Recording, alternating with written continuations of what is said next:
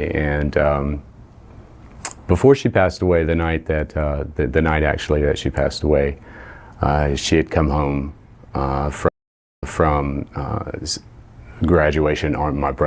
My half brother had graduated basic training at Fort Benning, and the thing she told me before she went to bed was she asked me how my computer studies were coming along, and I lied to her, right? And I said they were going great. In actuality, I really wasn't doing anything. Then she passed, right? And then you deal with what you can deal with when you're 12, 13 years old, and my outlet was computers. First, I withdrew like any other kid does, I guess, I don't know. And second of all, I began to master my computer. I had a TRS-80 Model 2, and I taught myself how to code BASIC. And for a couple of years, that's where I was, right? When people would ask me if I was fine, yeah, I'm fine, yeah. But my grades were really disastrous. I had a couple of friends that I really engaged with, but no one too in particular.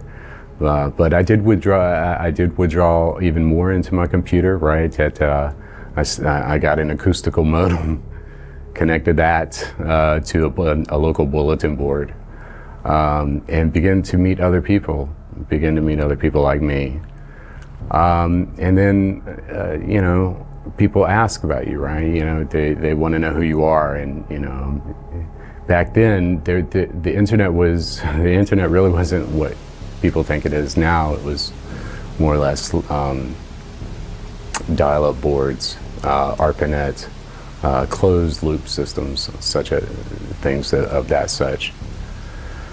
I set up a bulletin board on a local BBS system, and at the ripe old age of 14, started to meet other hackers online. And I started to learn a lot of cool things like telephone phreaking, like how to make free phone calls. I discovered a subculture of people who existed on the phone lines, on the telephone lines, where you could talk to someone, in London or in Paris or in Georgia or LA, and you could meet these people on the telephone, on these telephone party lines, so to speak. And so that was I'm 14 years old. I'm learning how to phreak telephone systems. Phreaking telephone systems was a way to actually access the old telephone systems, the old Bell systems, with special instructions and codes and methods, which have long since expired, since the telephone system has gone digital. But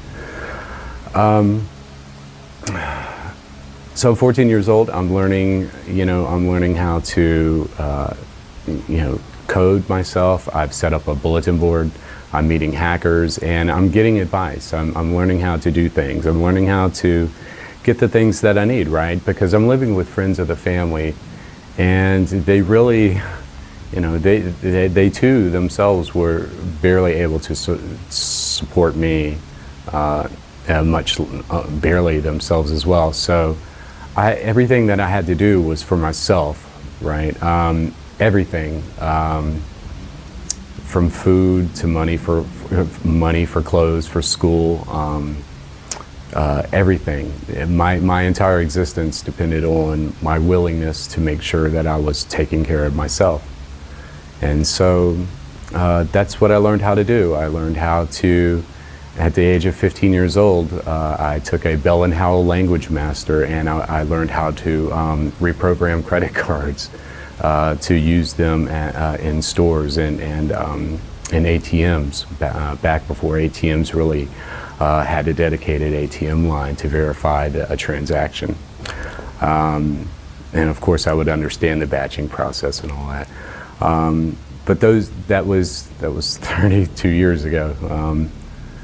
And I just learned how to manipulate things to get the things that I wanted, whether it was printing a UPC code for food from the store, which I needed, or doing the magnetic gas handle flip. Back in those days, when you needed gas for your car, there was a dial on the gas pump, and you would flip the dial on and off. Well, if you took an old-fashioned speaker magnet and set it next to the handle that would flip it up and engage the pump, the pump would begin to run to distribute gas in the hose, but the numbers wouldn't turn.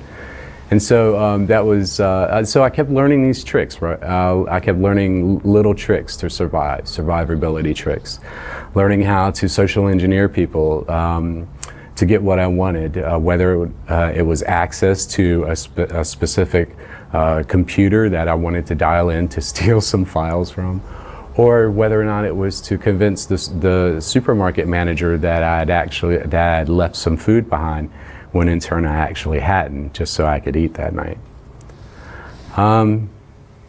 So, just growing up, meeting hackers,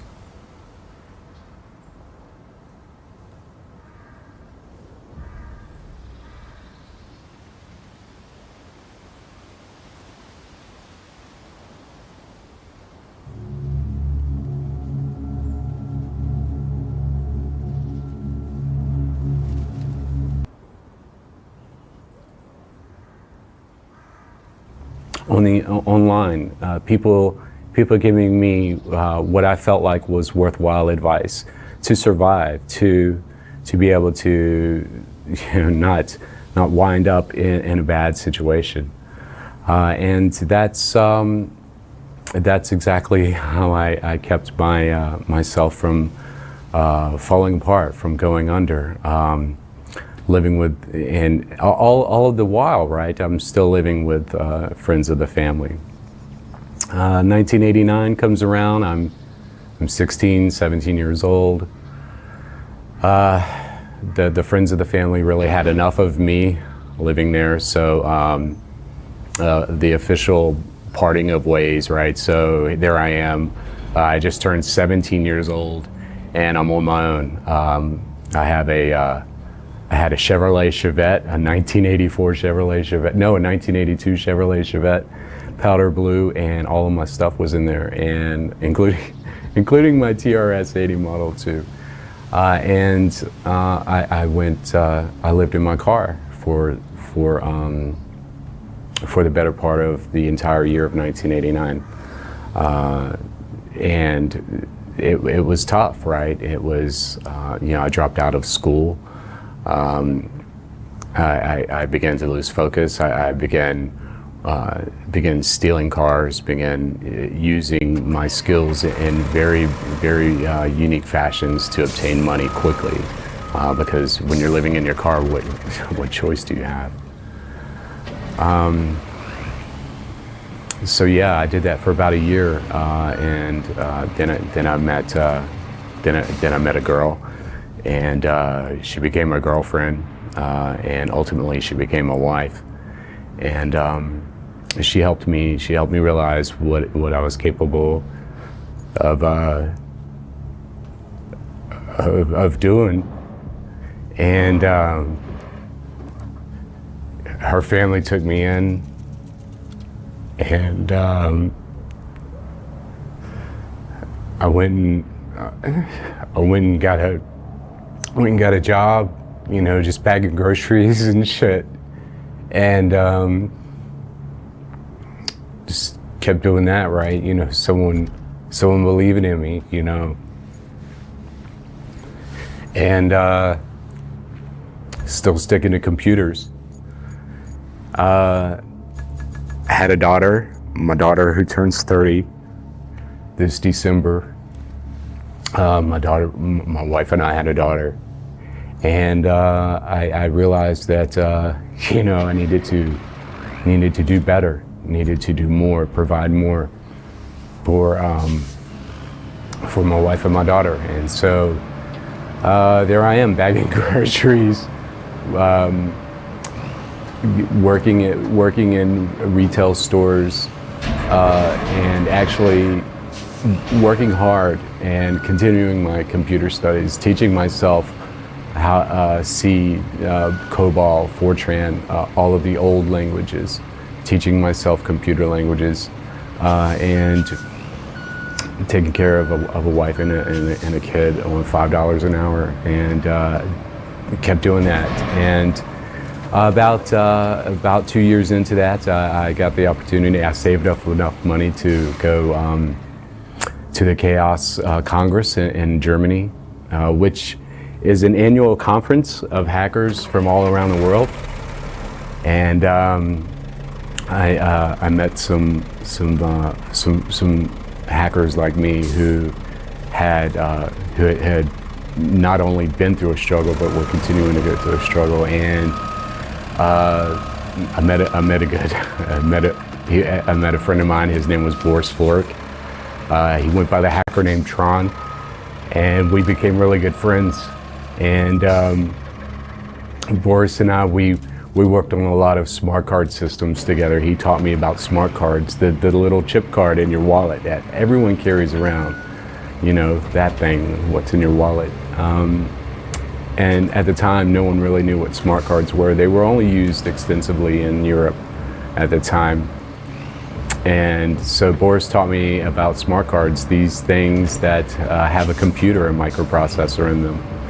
And he taught me that these things control many things, from television access to telephone access to making and receiving long distance calls. And so we worked on a crypto card scheme together to where we were able to actually reverse engineer about 5 different providers who issued chip cards, smart cards for their services. We successfully decrypted those services, and with that knowledge, you know, after we became friends, after a couple years, we began to converse back and forth. You know, at that point, this is '94, and now I'm attending the Chaos Congress each year, and meeting with Boris, and we're chatting back and forth on this, you know, all kinds of technology, most specifically smart cards. About that time, here in the United States, Hughes Space Systems was ready to launch a system called DirecTV. Back then, actually, it was called DSS, the Digital Satellite System, and Hughes built the system from the ground up. And I was interested in that. The reason I was interested in that, because at this point, it's 1995, my father has just been released from prison, and so I go to visit him, and he's watching television. I said, "Oh, Dad, what is that?" And he's like, "Oh, it's a satellite system called DirecTV." And I was amazed by the picture quality and how great it looked, and it all came on a little small 18-inch dish. So that was pretty fascinating, and I looked at the system, and I realized that was it was controlled. All of the authorizations were controlled by, you know, you guessed it, a smart card. So it really took very little to no effort between Boris and I to collaborate on the DirecTV F card, which basically was a smart card that allowed authorization for customers to receive HBO, all of the channels, right, pay-per-views, etc. And we successfully created a quite little humble system to reprogram those cards, and you know, laughed it off. Really didn't think anything of the wares after that. And then several months passed, right? Busy couple years. I'm going to school and actually working at a carpet cleaning company, and just surviving, paying the bills, and continuing to enhance my skills. And I'm like, well, the hell with it. I really need some more money. My daughter's getting ready to go into school, and so I wanted to put her into school. And so I decided to sell my wares for programming DirecTV satellite access cards, and so that's what I did. I realized that it was very easy to make money providing a service for people who did not wish to pay their bill. So I really wanted to one up my game, right? So Boris and I, we worked together on some extensible ideas, and we created some software that we sold to the Canadians, and we made some money, right? We made $10 million each, and I was able to get everything that I wanted, and so did Boris, and it was great. But there were a lot more factors than just Boris and I releasing code. There were other mitigating factors. You had an entire battalion of hackers from Rupert Murdoch's end trying to actually circumvent other services and competitors out there to destroy them, which they ultimately did. But that's a whole other story. So hacked DirecTV for a few years and made some money, got caught. And then after I got caught, I was offered an opportunity, right? Rather than to go and sit in prison for a long time, I was asked to consult in helping a company at that time called NDS to help them solve their conditional access problem, which at that point, the entire DirecTV system was completely compromised, and NDS was looking for a way to stamp out piracy. So consulted with some good minds in Haifa, Israel for a couple years, and went on my way. Came back to Jacksonville after hanging out, consulting, securing the DirecTV Period 4 card, helping a lot with that technology. Moving on, coming back home, my name sort of floated out in the wrong direction. This guy who was doing the DirecTV cards, his wife was a dispatcher, and she obtained my information, and then my wife's information, and then my family's information, and pretty much doxed me at that point. And back then, doxing someone was really a terrifying thing, as such it is now, right? When someone doxes you and posts your information on the internet, it's a shitty thing to go through. And in my circumstance, I had a lot more things that I was involved with the government. So with a lot of help from the government and my own self-motivation, I moved to Indiana. Packed up the kids, packed everything, and moved to Indiana. I was just going to really kind of lay low for a while. I just got back from Israel. I moved from Florida to Indiana, and really just kind of, chilled out. I got a job at a newspaper, and handled their websites and all of that. Real low-key, low-tech job, nothing fancy, living in the middle of a cornfield, so to speak, and enjoyed it. Enjoyed the life for a couple years, and then I was asked to. And then a gentleman I met in Indiana invited me up to Chicago to take a look at his business to see what sort of technical advice I could give him for his business. And so I traveled to Chicago, got to know him within several days. He got to know who I really was, about my background, and I went to work for him.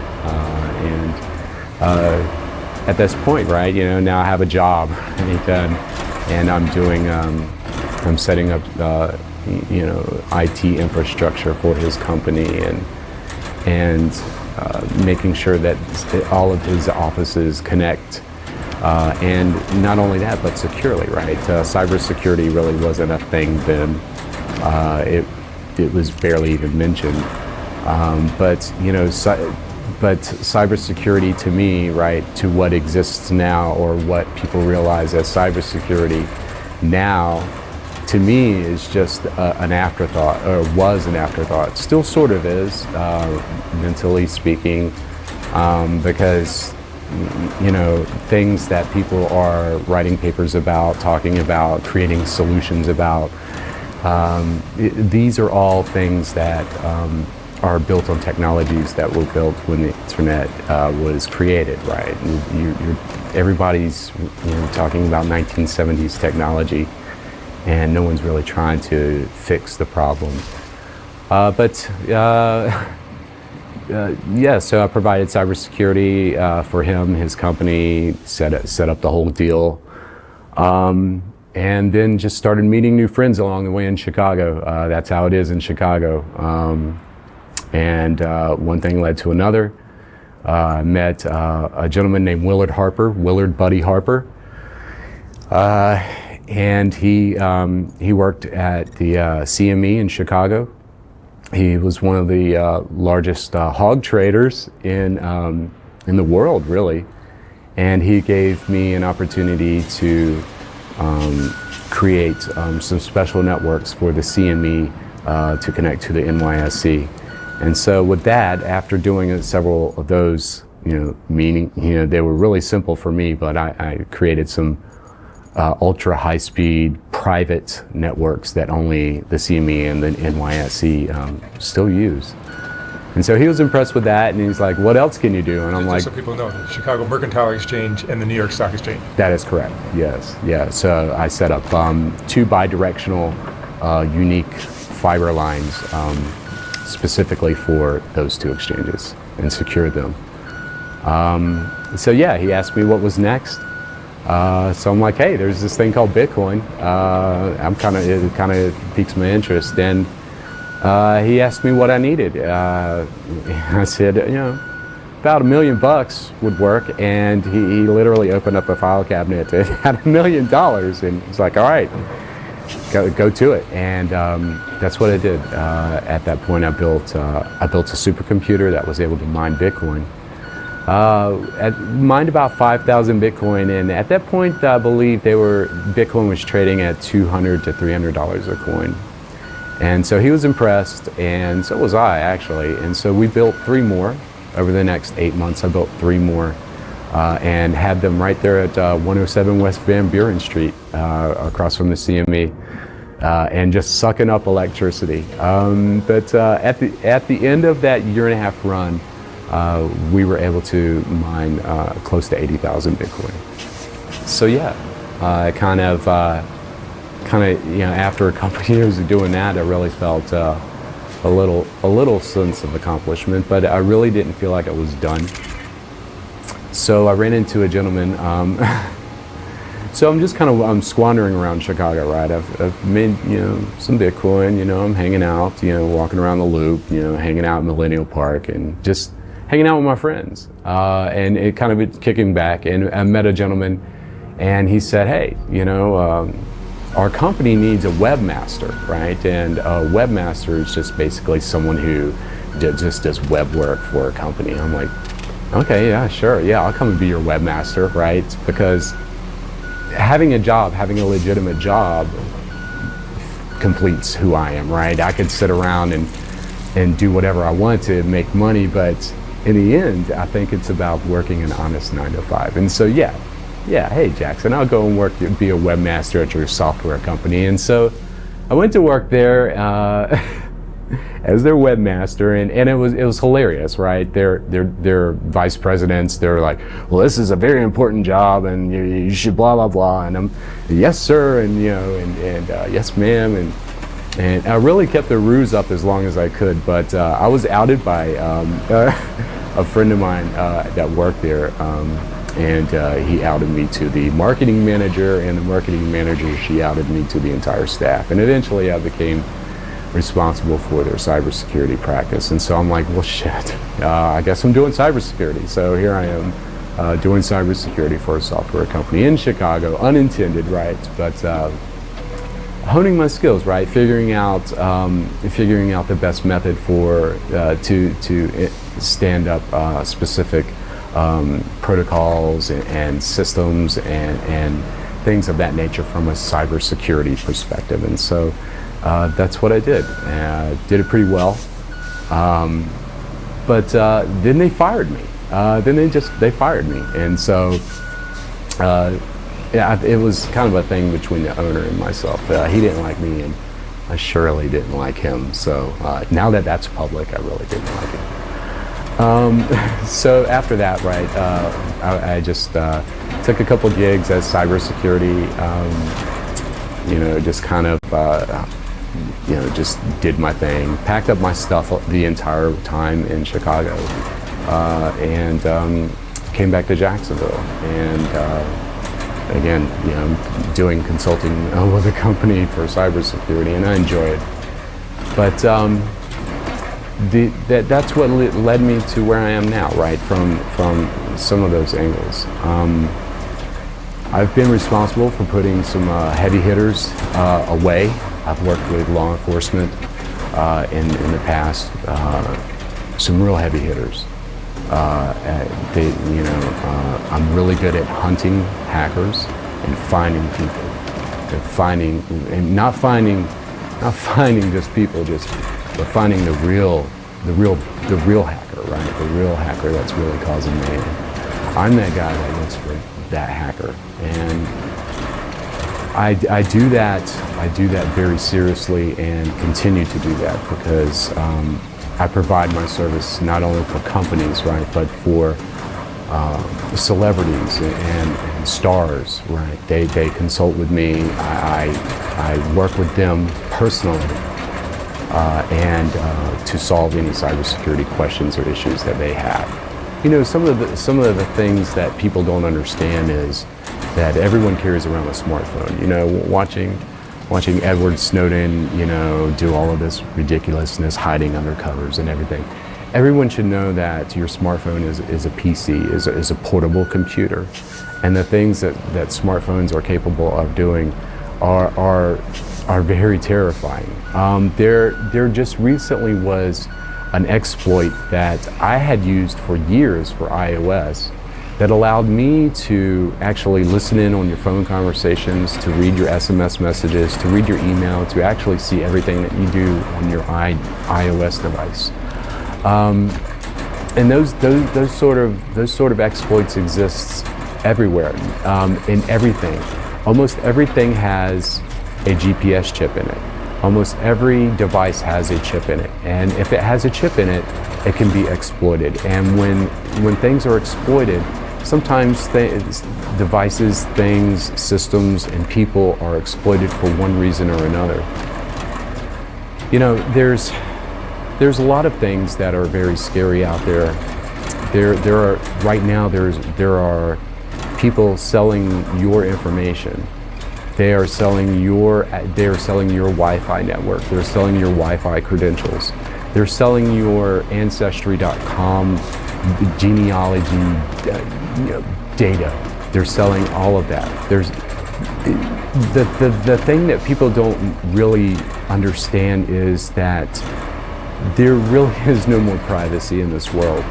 Unless you go and live on an island somewhere in the South Pacific with no electricity and no other people, there are things to be taken advantage of, and systems and devices and so on.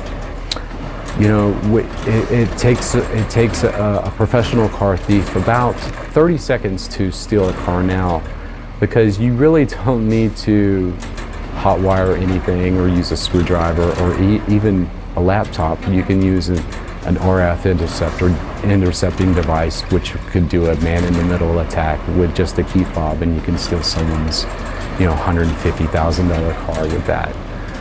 the technology stacks out there are endless that are being taken advantage of.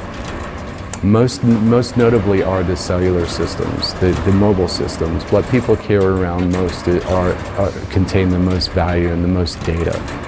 Putting your information on TikTok, creating a TikTok account and filming from so many locations, you don't realize what you're really doing is you're really giving everything that you hold possessive and private out to the world, and that's where we see people being attacked, people being their bank accounts being compromised, etc. Speaking of bank accounts, a lot of people realize that when you log into your bank, and a lot of banks will really deny this, but banks actually have backdoors into your accounts, into your system. Just think about it for a moment. You log into your bank account, through suchandsuch.com, and you have to answer all of these ridiculous questions and get a two-factor SMS message sent to you so you can enter in the code.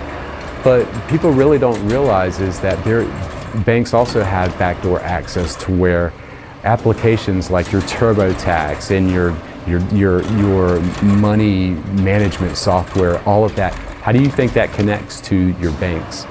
And so with these backdoor connections into banks, things continue to be inherently insecure.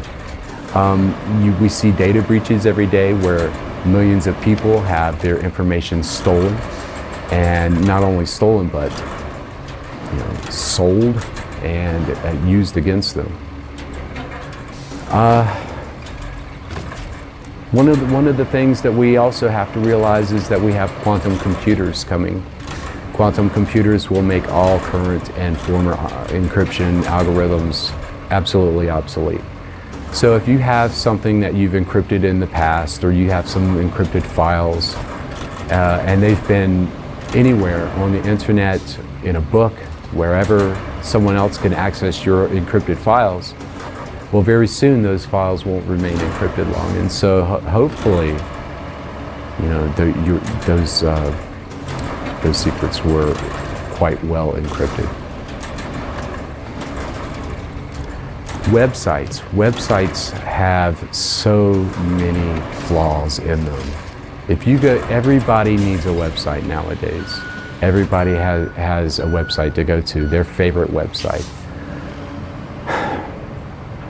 Right now, about 90% of the web and the technologies that support them in your applications and websites, they're insecure. They're inherently insecure.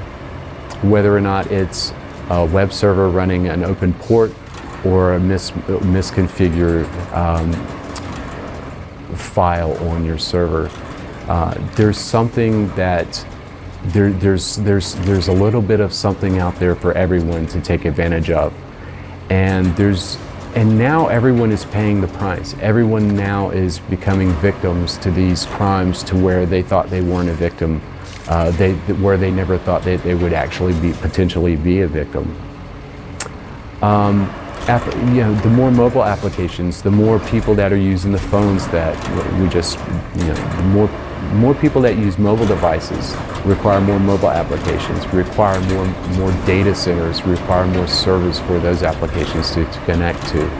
And those are all at risk. It really, all you have to do is do a DNS query on anyone's web domain, and you can begin to uncover the pieces of how insecure most organizations and individuals are. People don't realize that they are, when they're at home, they put a password on their router, and they think that's it. That's, I'm safe, I'm secure. But no one really understands the context of, using an additional layer of protection like a VPN or some sort of ad blocking technology, and people don't realize that their IP address is basically like a flag out there on the internet for them, and for them to be discovered, for them to be stalked, harassed, intimidated. swatted. It doesn't matter. And so it all comes with understanding, these technologies and understanding how to protect ourselves and how to protect yourself against bad people wearing hoodies and cloaks. And as I said, not all hackers are bad people. Most hackers, everyone is a hacker. If it weren't for hackers, we would not have Wi-Fi, we wouldn't have cameras, we wouldn't have many things that we take for granted today. Criminals are the ones that give hackers a bad name. Criminals are the ones who are breaking into systems and stealing information and creating data breaches. Criminals are the ones who are stalking people and bad contacts and stealing from others who don't belong, not hackers. And so, it's been said before, and here I am saying it too, right? Hackers are not bad people. But criminals are bad people, but hackers, no.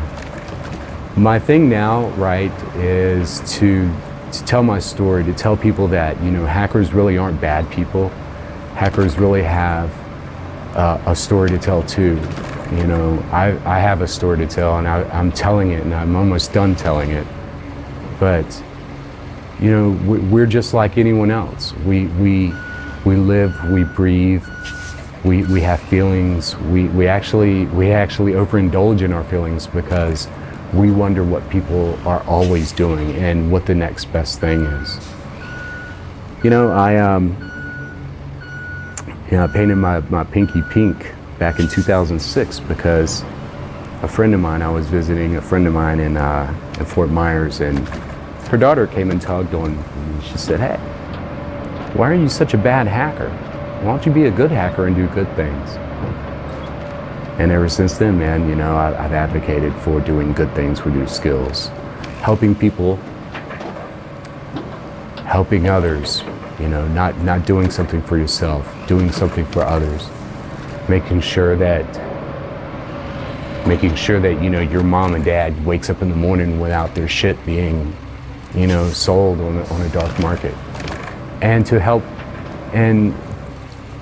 people, right? To help people achieve their goals, to help people understand who they are, not just by where they've been or what they've seen in the shit that they've been through, but to help people understand how to get to where they're going by telling them what I've been through, the shit that I've been through.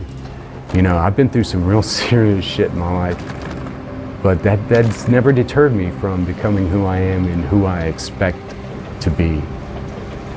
And it really hasn't stopped me from helping others and showing other people the way. With this pink pinky nail now, that young lady just got married this year. And that's my goal, right? To help as many ladies, as many women, as many females get into cybersecurity. It's not just a guy's thing. It's just not where a sausage fest of guys walking around saying they hack something. It's about people who are critical thinkers, who contribute, who care and have empathy and share their knowledge. That's what it's about. And that's what I'm here to help people understand and to help people and encourage people to do with their skills. Yeah, man, I've seen a lot. I've been through a lot. I have my jump bag right here with my Bitcoin collection on them, and I'll show Mark after.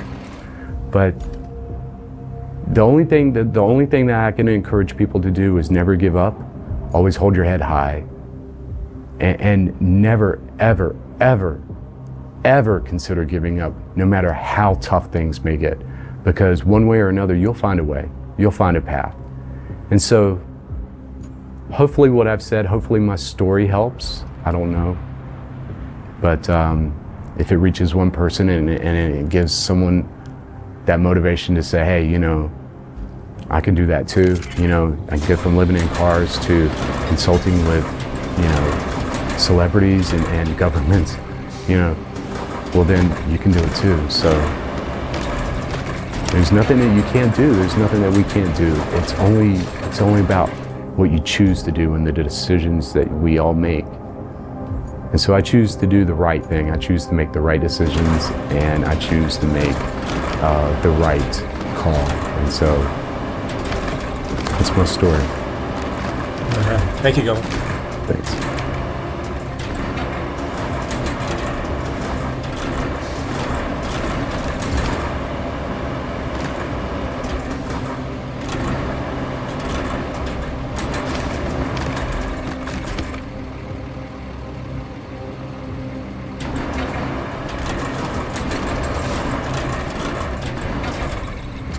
What are Michael Jackson's pronouns?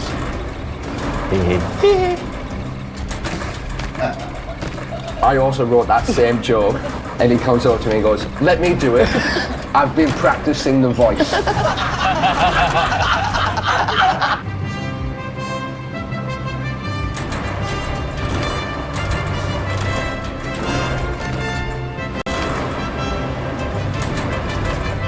Oh yeah, they're hell gangster. They look like Tweedledee and Tweedle Papadon.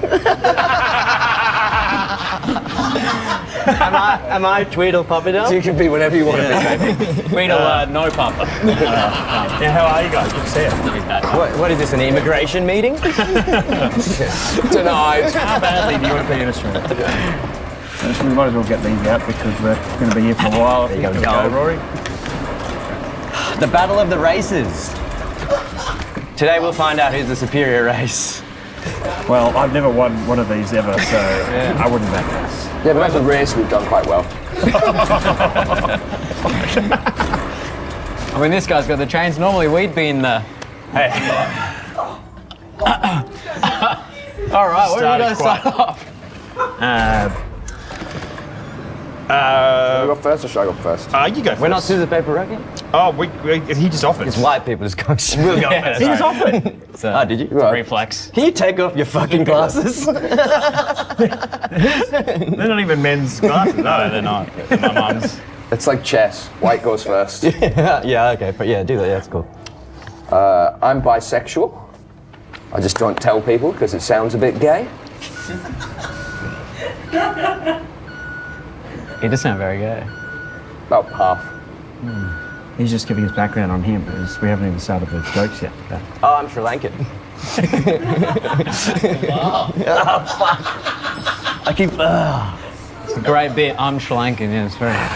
But people want to know, obviously. Do people want to know? Yeah, every brown guy in my DMs wants to know if I'm Sri Lankan. Yeah. But keep them coming, guys. Keep them coming.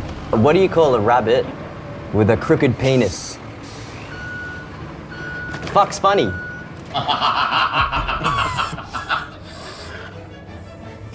Pretty good. What's the difference between...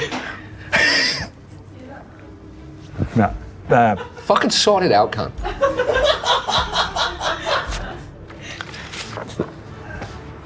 You alright? Andrew just doesn't know how to read. What's the difference between a good joke and a bad joke? Timing. Trash. Hit him with some heat. A writing one as well, I think. Writing a good joke. My sister slept with someone. Sorry about that.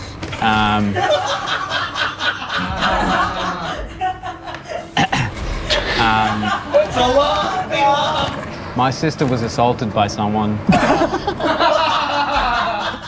Not sorry about that. She deserved it. All right.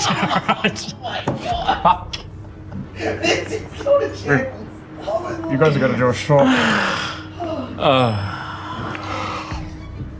You gonna finish the joke? You gonna finish my sister, brother? Oh! This is getting hot early. And she's here today. Bring her out. All right. My sister slept with someone whose pronouns were they, them. She had herpes, so they got them peas. Don't know if it was pronouns they, them, or just a group of people. I was thinking it was a gangbang was what I was picturing in my head, but She's not like that. not anymore. Here's a joke that I'm going to start off, and then he's going to finish. So I'll do the setup, and you do the punchline. So a black guy, an indigenous dude, and a Jew walk into a bar. Go on, Andrew.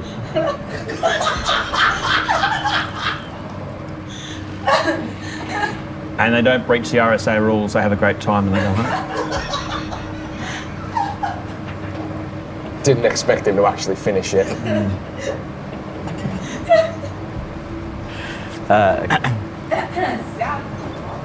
No, I didn't. No, he didn't. Did I? Well, Ben, you touch. Yeah. It was more like a giggle. Cute. Play on. Silly. Silly. That's so silly. Yeah. What did the policeman say to his belly button? Oh, You're under arrest. pretty good. That's great. What are Michael Jackson's pronouns?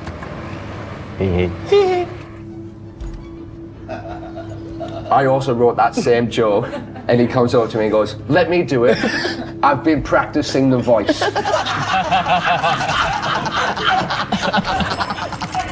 Okay, do it again. Do the voice. Do the voice. You practiced it, do it again.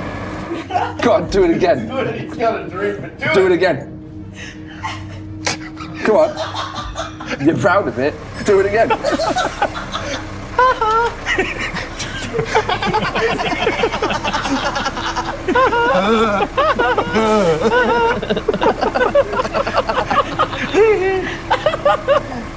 It's so bad. It's so bad. So trash. How long did you practice this? Days. Day. You guys look like the older white version of us.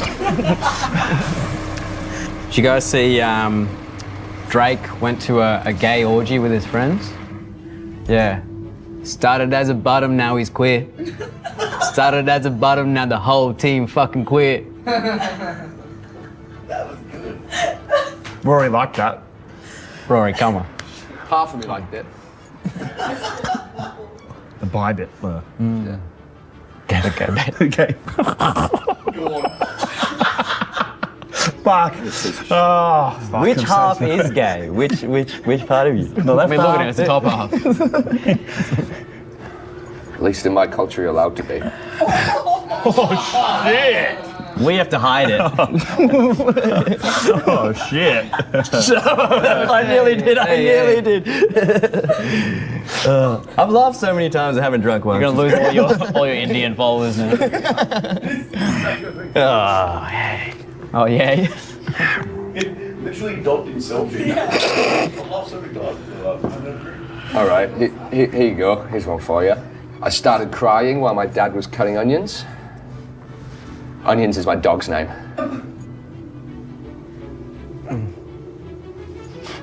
He didn't laugh, but he came a little bit. But those things.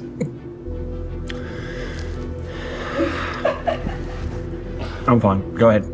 What do you get when you cross a Jamaican with a ginger? A gingerbread mon.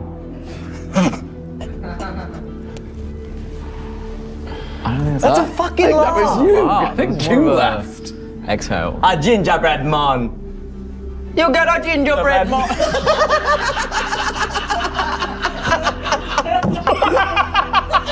Fuck Rory. I got a hell of until I saw you. Fair enough, boys. Hey, family party. That's empty, right? Yeah, wagwan, man.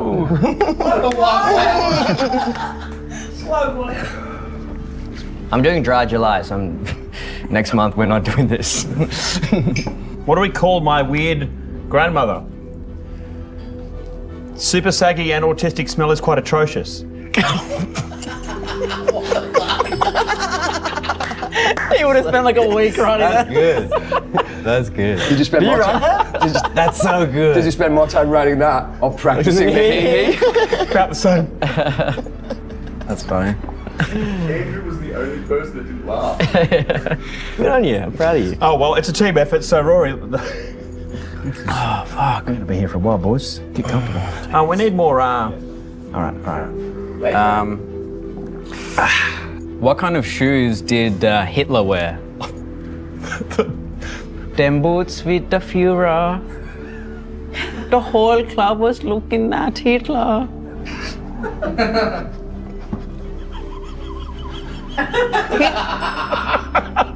Hitler, where did you get those boots? They always. So TikTok always bans any of our Hitler content. No one's ever going to see this one. Me too. Especially when your German sounds like gay Indian.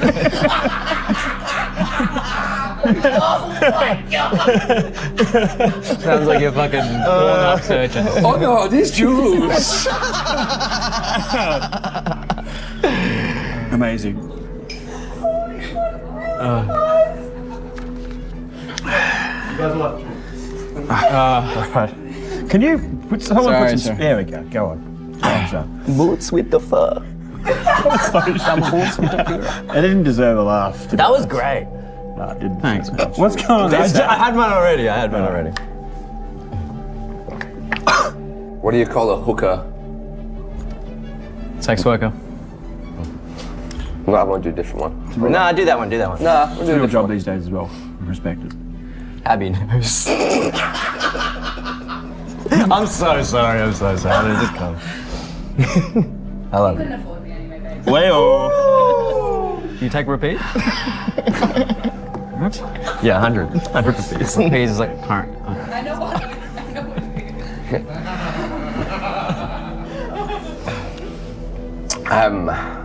Did you hear about the stepson of the billionaire who was stuck in the submarine? How he went to a Blink-182 concert? Yeah. Everyone said he was insensitive, but I know he was thinking about his dad. Because every now and then he would have gone, "Where are you? And I'm so sorry. I cannot sleep, I cannot dream tonight. I need some submarine always." pretty good. He's Quite got good. a pretty good voice. Quite good. Yeah, that's some ones on you. I reckon I'd have laughed if you didn't tell me that yesterday.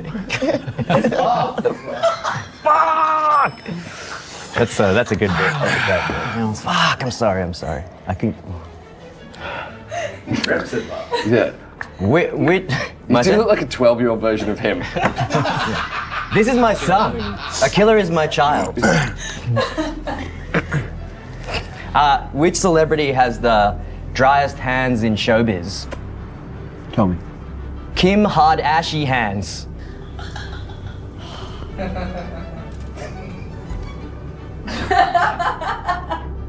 It's cute. It's a bit silly. Definitely silly.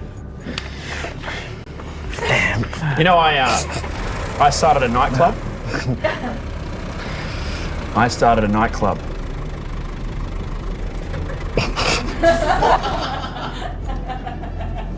What is wrong with you, man? Have a segment where you go to therapy, gee. Just sad at this point. shit version of John Brim. Do you have autism? He definitely does. You know, I started a nightclub for guys with erectile dysfunction. It was a total flop and nobody came. Yeah, the penis stuff's always funny, isn't it? I'm sorry, Rory. I laughed at my own joke. Do we have to drink when you laugh at your own joke? Yeah, you do, right? Piece of shit. Sorry. This is We didn't laugh. yeah. I A killer laughed. laugh. Yes, take that. Penis, cum stuff. These two are fucking us up. Yeah. Cheers, I'll cheers. We should have been. Do you want to swap teams? Yeah, Can we? make it more diverse. Yeah, what's up with this apartheid? Yeah. I have this Italian friend that always says, ciao, ciao, ciao. How about you chow on this dick?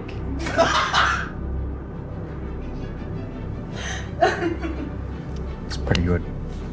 That was very funny. That was very funny. You're welcome. I really liked that. Okay. It's funnier with the side hat as well. How about you shower his dick? You chow on this dick. Now do it Real in Jamaica. Do it in an Asian accent. No. Just the gay. Ciao, amidia. Show on my dick. Show on me, yeah. Show on my dick. It still goes gay in me. It's still Maybe it's because I'm a gay Indian. creeps in. There's a bit of your past you're trying to let out here. Well, you just I've actually got a book. I bought a log. It's got dad jokes. We're getting paid for this? This is like family. It's a family-friendly dad jokes that I thought would be just good for our audience. Okay. It's a regular sized book, by the way. Andrew just got real fat. It's giant. What's long, brown, and sticky?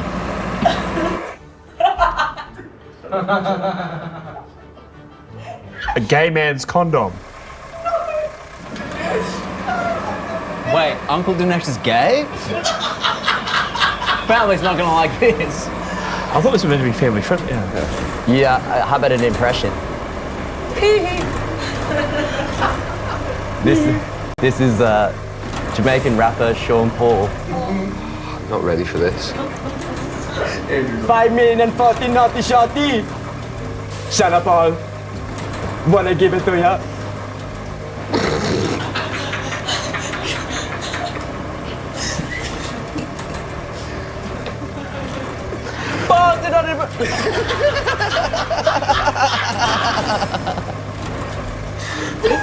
Can you do it again for me? Turn it down, Rebecca. Try to give it to. I want to stick to my girl like glue. Shut up all them blue control. Sammy got some link. Wow, did you write that then? How is Andrew not laughing? He only laughed at his own jokes, the fucking idiot. I'm trying hard. I just want to win one for once. All right, what about this one? Another family-friendly one in this book. What do you call a British rapper that ejaculates It's gonna be fun. prematurely? Sorry? What do you call a British rapper that ejaculates prematurely? Jizzy Rascal. Jizzy Rascal, man! Yeah, this is very Jamaican accent. That's great, that's good, I like that, I'll drink to that. Okay, that's just a choice that he's making. I don't have to drink. Nah, we're drinking to that. What? Yeah, Rory laughed. What's the score? You laughed before you finished the fucking joke. Your turn? Oh shit, I've got to. No, we just did the Jizzy Rascal. Cheers, you rascals. What did the racist sperm doctor say when I didn't give him enough cum? Please, sir, can I have some more? He said, go back to where you came from. Get me another bucket load. Me man! I want more sperm, man. In the... Nah, I'm pulling out. Are we allowed to do Jamaican accents? Is that fine? Now you ask.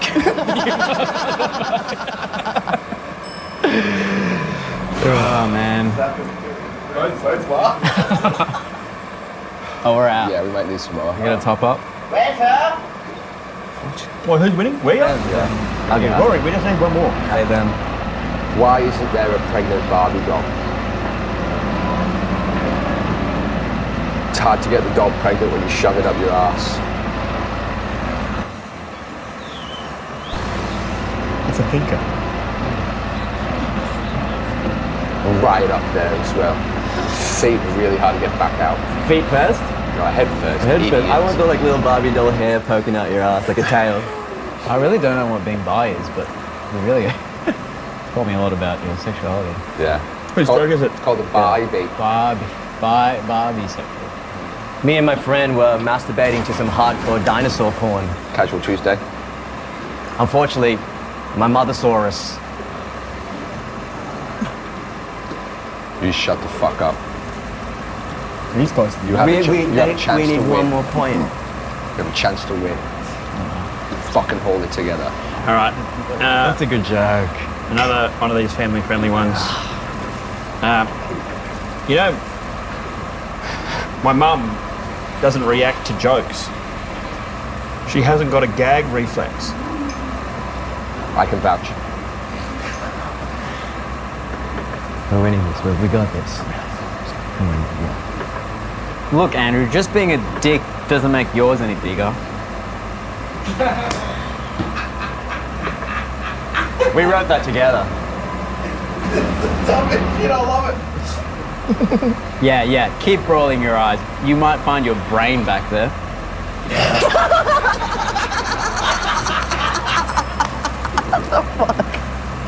That's a win. Oh, you still That's a going? win yourself. You still going? You still going? Sabotaged. You still going? What are you doing to kill her? It's over. No, I checked my receipt. I didn't buy any of your bullshit. That's a great way to finish the episode on a low note. Yeah, go ahead, talk behind my back. It's a perfect place to kiss my butt. What are these like? Are you just reciting Mean Girls quotes? Oh yeah. I may not be perfect, but at least I'm not you. These 12-year-old girl roasts. What is it? I've never won before. Rory, I've never won. Yeah, man. Yeah, we'll be seeing you outside later, man. Me and your sister got a mum clat in the alleyway. I'm white. They get their privilege back.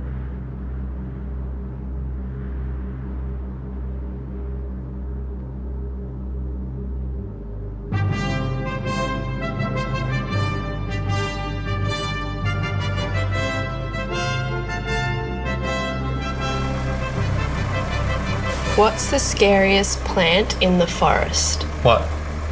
Bamboo! Is that like racial because I'm Asian and...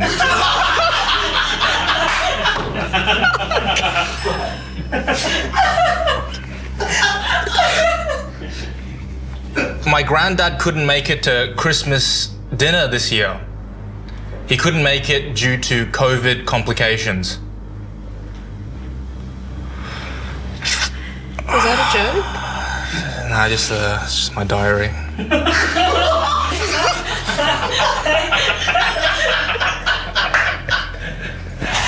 Fuck. Did you know that diarrhea is hereditary? It runs in your genes. It's a good joke. I thought it was... Well, yeah, right. You were disappointed if you... What? If I laugh at my own joke? Yeah. I didn't know. Where was that in the fine print?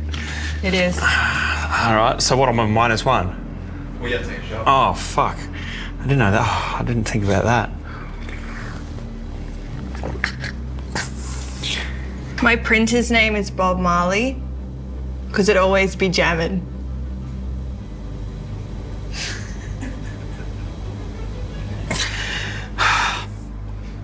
That wasn't bad. Thank you. What's Whitney Houston's favourite type of coordination? Hand-eye!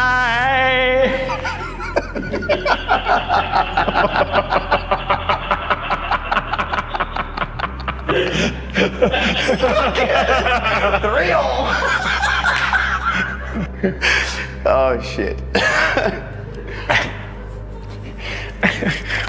My wife crashed the car while listening to Adele.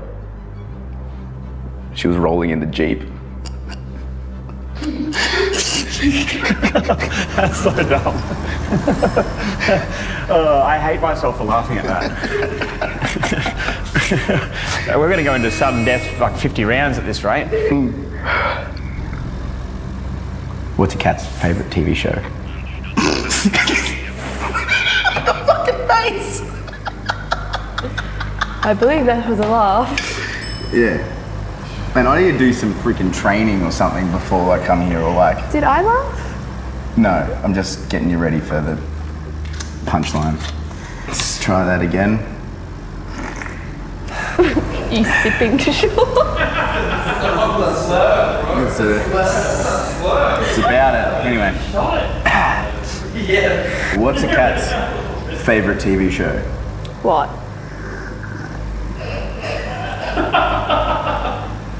Claw and Order. Good. Thank you.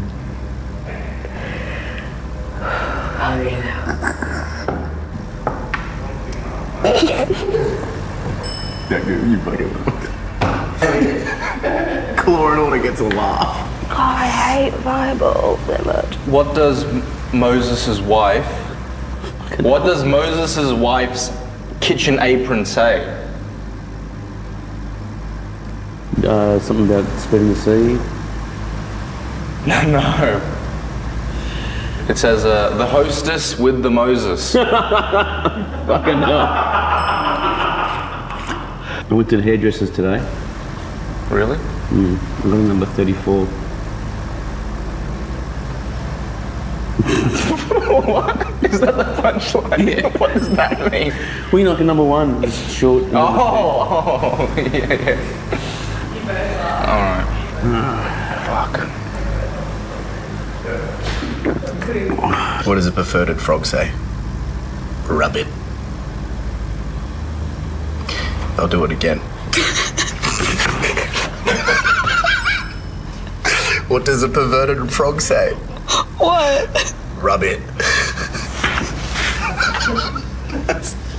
It was a fucking disappointment in your eyes when you were like, I fucked that up. Like, it's so sad. I just had to laugh at you.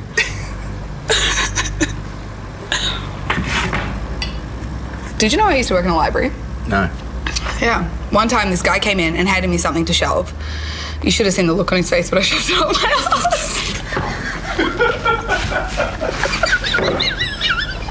I wrote that joke. I wrote that joke myself, guys. Thank you. I wrote that one my fucking self. As soon as you said, I was like, Cheers. this is going, I think it's I'm going. so proud of that. I wrote that all on my own. I might get cancelled for this one. What do you call a gender neutral person that is lactose intolerant? Go on.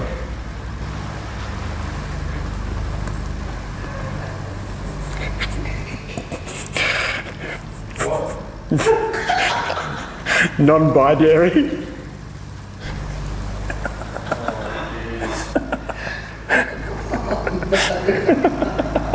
That's not funny.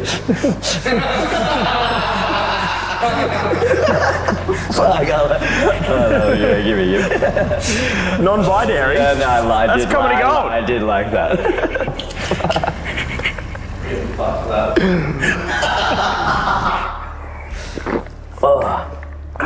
What do you call a farting Aussie? What do you call a farting Aussie? Ned Smelly.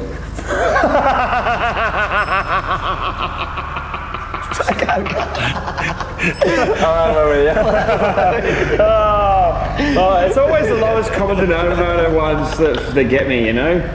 Yes, that's so dumb. I love that one. That's comedy gold right there, brother. Thank you, man. Thank you. Ned Smelly, you're going to get me to laugh every time with that one. Cheers. Okay. Why? Sorry.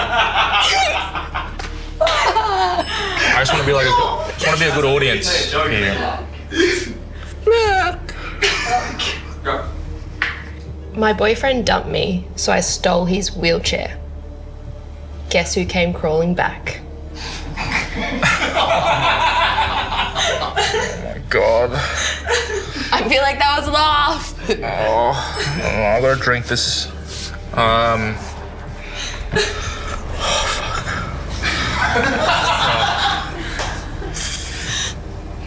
winning?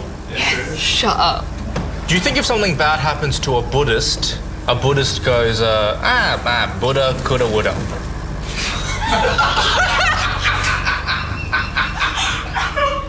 God, so dumb. So dumb. We just found out Grandpa is addicted to Viagra. Nobody's taking it harder than Grandma. It's really good. The problem is you're finding yourself too funny. Because I'm reading the joke and I've forgotten half of this. I'm gonna get better at this, I think, as I drink. I hope. What does a lemon say when it answers the phone? What? Yellow.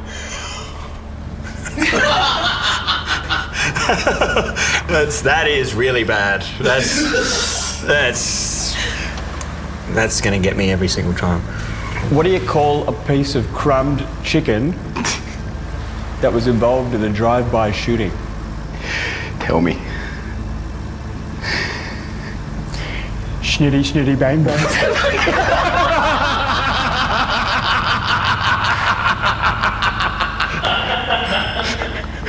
That's the fucking best one! I wrote that. That's the best!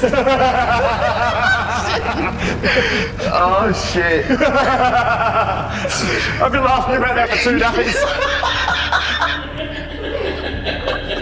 I was like, I was like, if that one doesn't make it up, and I knew I was going to laugh as well. Oh, I've got to find a shit joke now that was. They're pretty much all of them. What's Gollum's favourite food? Gollum? Yeah. We've gone from Star Wars to Lord of the Rings now. Yeah. All right, you should have told me that. What is Gollum's favourite?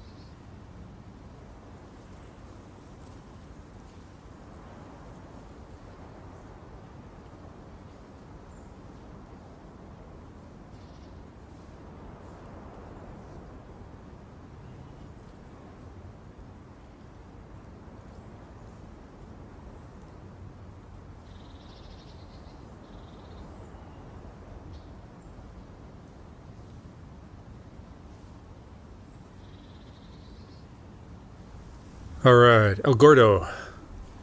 El Gordo, where did you grow up? Where are you from originally? Originally, I was born and raised in Los Angeles, California. Well, the hospital I was born in, it doesn't exist no more. It was called Los Angeles Queen of Angels, which right now it's called the Dream Center. Yeah, it's become a recovery. Yeah, so Christian recovery place. Yes, so that's where I was born. Tell me about your family growing up. Well, I was raised with my grandmother, which is my dad's side. My mother, she basically left me when I was 8 months old.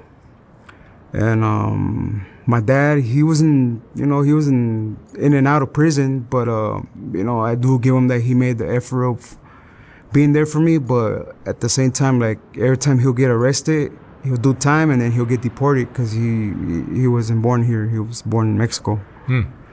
Yes. And tell me about your childhood. Well, my childhood, basically, I started, behaving bad when I was in elementary school because my grandmother and my aunt, which is my dad's sister, they basically, I want to say messed up my head because of the fact that they told me that my grandmother wasn't really my real mother. So when I was in elementary, I would actually run out of class and run out of school to try to look for my mother because I wanted to get to know her, but she was never around. So that really messed my head up a lot growing up. And I started doing time when I was 11 years old. Got arrested for residential burglary. Well, I broke into my elementary school. At the time, I was in junior high, so I broke into my elementary school and I got charged for burglary. And from there on, basically, I would do I want to say 4 months, 5 months, and then I'll get out. And I wouldn't even be out for 2 weeks. The max I'll probably be out was for a month, and then I'll get arrested again for violation. And basically, I could say I was raised by the system because that one day that my family, my aunt and my mom actually told me that that my grandmother wasn't my real mother. That it really messed with my head a lot, And I was really, craving the love of a mother, I know, even though my grandmother showed that love, but I really wanted to get to know my mother. Did you know where she was? No, I know where she was. Was it drugs or was it? Yeah, it was drugs. My family told me. They told me when I was born with heroin in my system.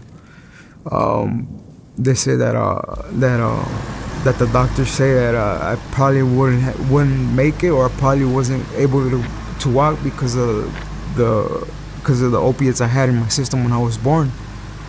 But thank God, I was kind of fine, but at the same time, I was still damaged inside me, Do you know anything about your dad? My dad, yes. My dad, he was in the scene, but like I said, he had his drug addiction, and but he made the effort to try to be there, but at the same time, the drugs wouldn't let him, because he had to get high. I understand that now, because I grew up as a drug addict, and I know how the body craves that. So my dad, he made an effort of being there, but at the same time, he'll go try to go hustle and try to go make money, but at the same time, he'll get caught during the scene, breaking into cars and everything, and he'll give him state time, and then he'll get he'll get once he did his state time, he'll get transferred to like the immigration. And I remember, my grandmother used to take us to his immigration hearing to see if we were able to get him some residency, or I think he was fighting for them to take away his residence.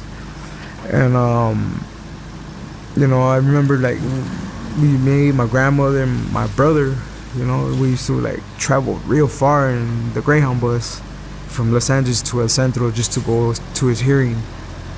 And like I never, like when I was growing up, I never understood why he was getting detained and everything. My grandmother, she tried to tell me, but like she wasn't really being real with me. She would just tell me, oh yeah, he's in some military school, he's just gonna be there temporarily, and then he's gonna be able to come home. And I want to say like 5-6 times my dad got deported, and my grandmother actually paid for his for they could cross him back to the U.S. for he could be with us, But it was just like he'll be with us like for a couple of days and then he'll leave. So I was basically I was craving for the love, My grandmother, she loved me to the fullest, until she passed away, and I respect her for that. But at the same time, I think about it, and I drew that poor lady through hell, and she never like actually gave up on me, cause she knew that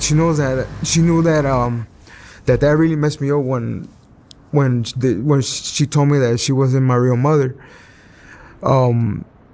I do recall around kindergarten, I actually got expelled, so I wasn't able to go to pre-kinder or kindergarten because I had gotten in a fight. I hit another student there. You were always a problem kid. Yeah, I was a problem kid, and I remember, my grandmother used to take me. She used to take me early in the morning to go work. She used to work at the Overo Street at the restaurant called La Noche Buena. I think it still exists, that restaurant. And I recall, like me wandering around while she's working, and then just try to find my mom, in which I was never able to find her, And did you ever connect with her? Well, when I was like 14 years old, I was in the juvenile system.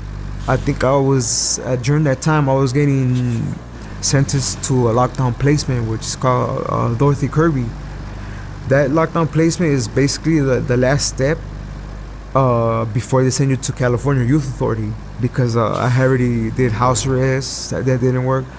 I did placement, that didn't work. I did boot camp, that didn't work.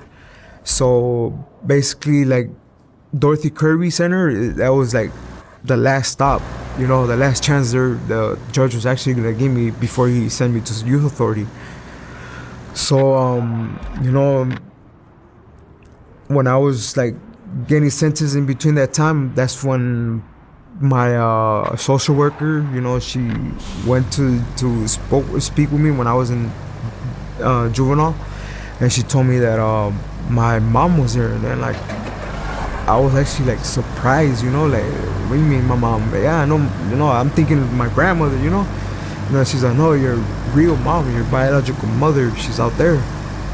So like, I don't know, like I basically, like, I froze, I cried, and cause I was finally gonna get to meet her.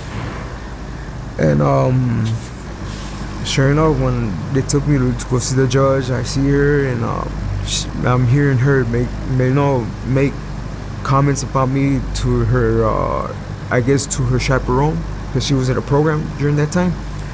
Her saying, oh, that's my boy, and this and that, and like me, like when I saw that, like I really didn't, I don't know, like I always have a feeling like like when I'm speaking with someone, I always could feel like if that person is actually, you know, like into me, or you know, or is just, you know, like, oh, just being right there, just, you know, just to like basically lie to me, like acting like if they love me or anything. So I didn't feel that love, you know, from my mom when I first saw her. And sure enough, I get sentenced to Dorothy Kirby, and right when I get there, I spoke to my probation officer, which is basically my case manager in Dorothy Kirby. And I spoke to him and I explained the situation, that I wanted to get to know my mother, but she wasn't able to go visit me on the weekends because she was only able to go on during when her case manager was working or her counselor was, you know, working. So it had to be in a weekday. So my probation officer basically he set up special visits for her to come and visit me. And the first visit I had with her is like, I asked her like why did she leave me, like what did I do, like what did I do for her to leave me? So her question was her answer was basically that, you know, that she and my dad didn't get along, that, you know, she had a drug problem, and that basically, you know, that my family didn't like her. So I told her, well, you know, the reason why the family doesn't like you is because, you know, when I was 6 months old, you basically sold me for a beer, you know? And like, basically, like when I was 6 months old, she had taken me and my brother out, and this is like my family telling me that she had taken me and my brother out, and she came back like 3 hours later. She was drunk, and she only came back with my brother. So they were trying to tell her, you know, hey, where's Luis? You know, where is he at? And she wouldn't tell none of my family members where I was at. So my brother, you know, like, he was around that time, he was like around 3-4 years old. He told my dad, hey, I know where's Luis. So basically, you know, like, my brother basically showed my dad where I was at, and they told me where they found me. I was with an old man, and basically I was like, you know, like full of shit, like eating my own shit, you know. So I told that to my mom. I told her that's one of the reasons my family doesn't like you, because, you know, like, what did I do? Why did you sell me for a beer, you know? And is that I'm worth for you? So she couldn't answer me that question. So my next question to her was like, so now, like, are you gonna be here forever, or are you just gonna be here temporarily? So she told me that she was gonna stick around now. And I remember it was I was waiting for the third visit, and she didn't come. And I was actually expecting her visit, and she basically didn't come. So my heart was broke.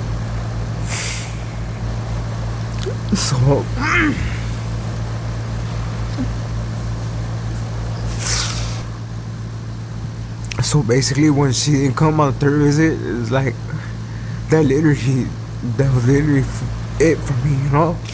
It shattered me, and basically from there on, I started doing worse, you know. I started doing drugs. I went to California Youth Authority. I did 3 years. I got out. You're in gangs as well? Yeah, I was in the gangs as well. I got out and I just went all out, you know. I was in my neighborhood.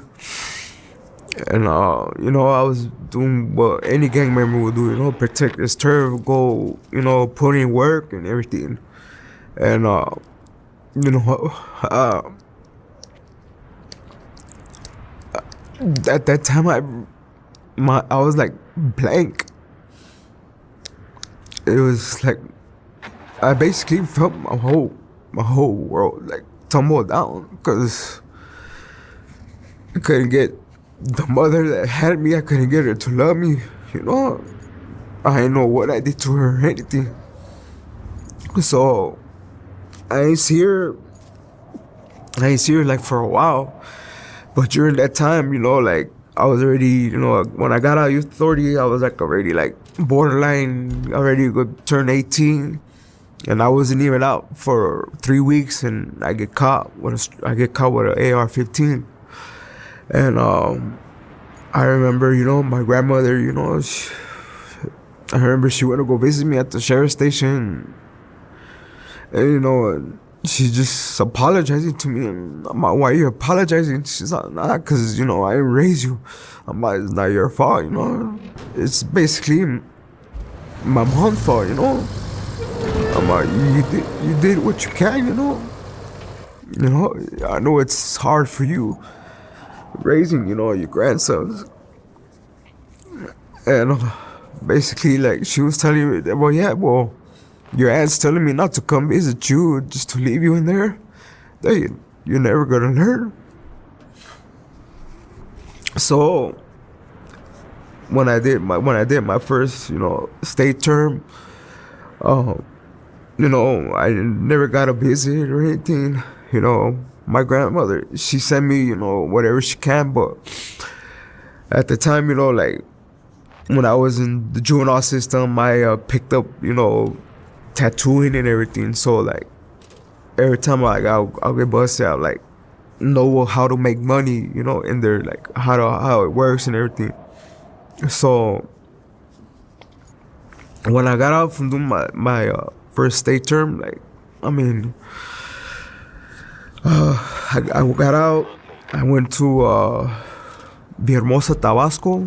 My grandmother took me there because she told me that my dad was, you know, because we had property down there.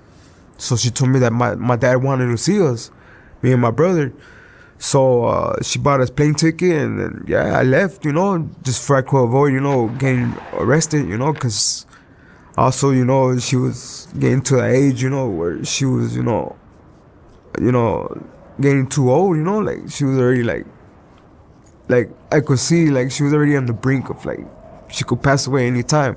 So I would go to Villahermosa, Tabasco, and you know, I was kicking it with my dad, you know, and basically like everywhere we'll go, like they'll think like my dad was my brother, you know, cause like we had we built a strong bond together, you know, like he hooked me up with a job out there, working for a Chinese company. It's a drilling company. It's called Great Wall Drilling Company, and my job was just to translate from English to Spanish, because there was workers from China, because I guess that company's from China. So I'm working. I got to work for that company for like 8 months, and then during that time, you know, I was still doing drugs, you know. So where I'll go pick up my drugs over there in Villahermosa, Tabasco, I kind of met up with a dude he was basically like some heavy dude, you know, down south of Mexico, you know. He basically had a big turf.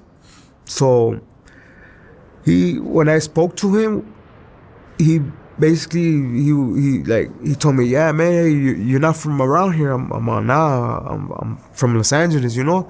He's like, what are you doing around here? I'm like, well, basically, you know, I come here to relax because, you know, like I was always busted, you know, and, you know, I'm just here to just, you know, try to enjoy the rest of my life, you know, because basically my childhood, like I lost it in the juvenile system.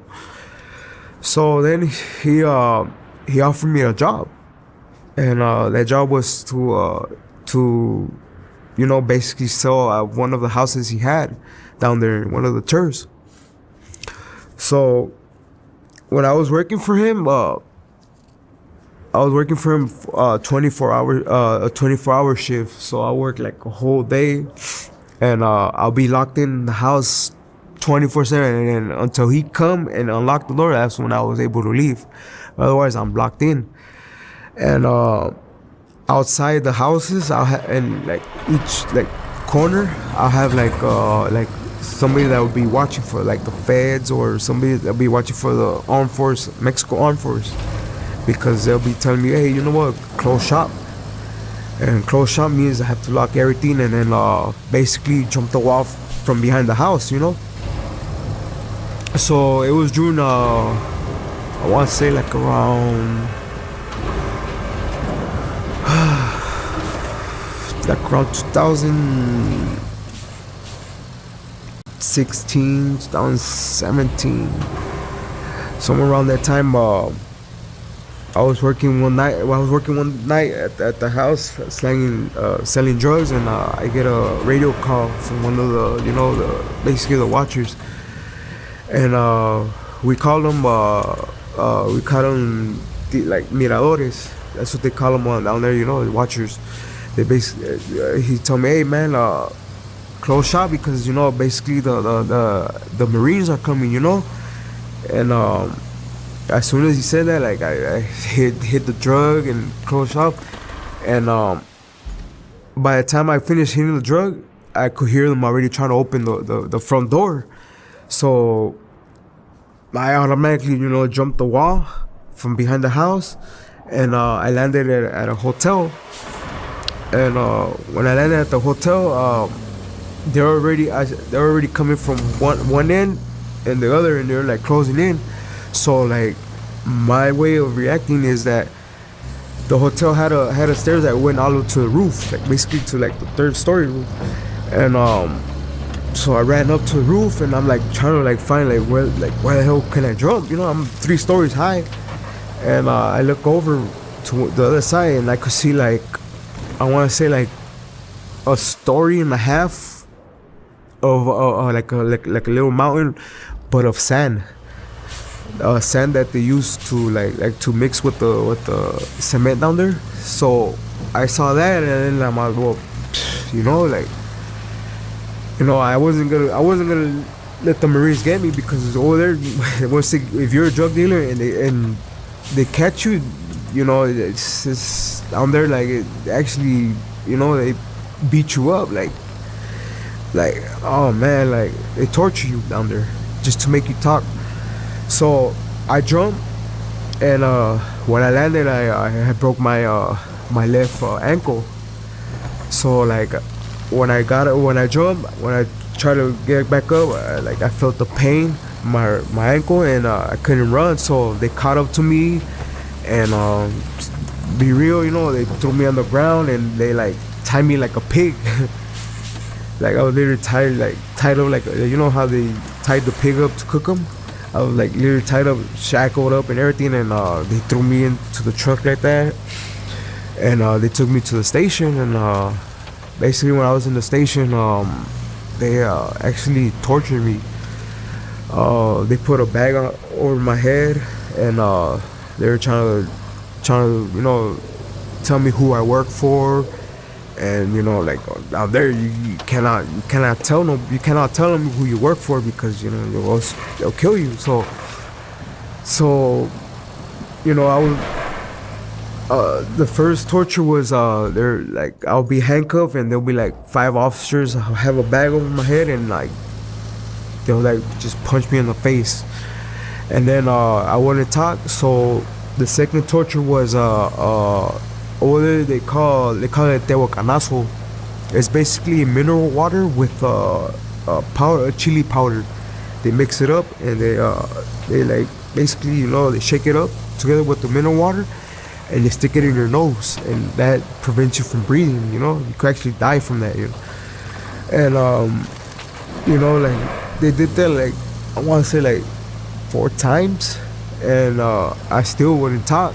So the last torture, what they did is they stripped me down butt naked, and they basically tied my hands like to some poles, and they basically bought wires that was connected like to a generator, and basically they were shocking my balls, or they call it chicharita, you know.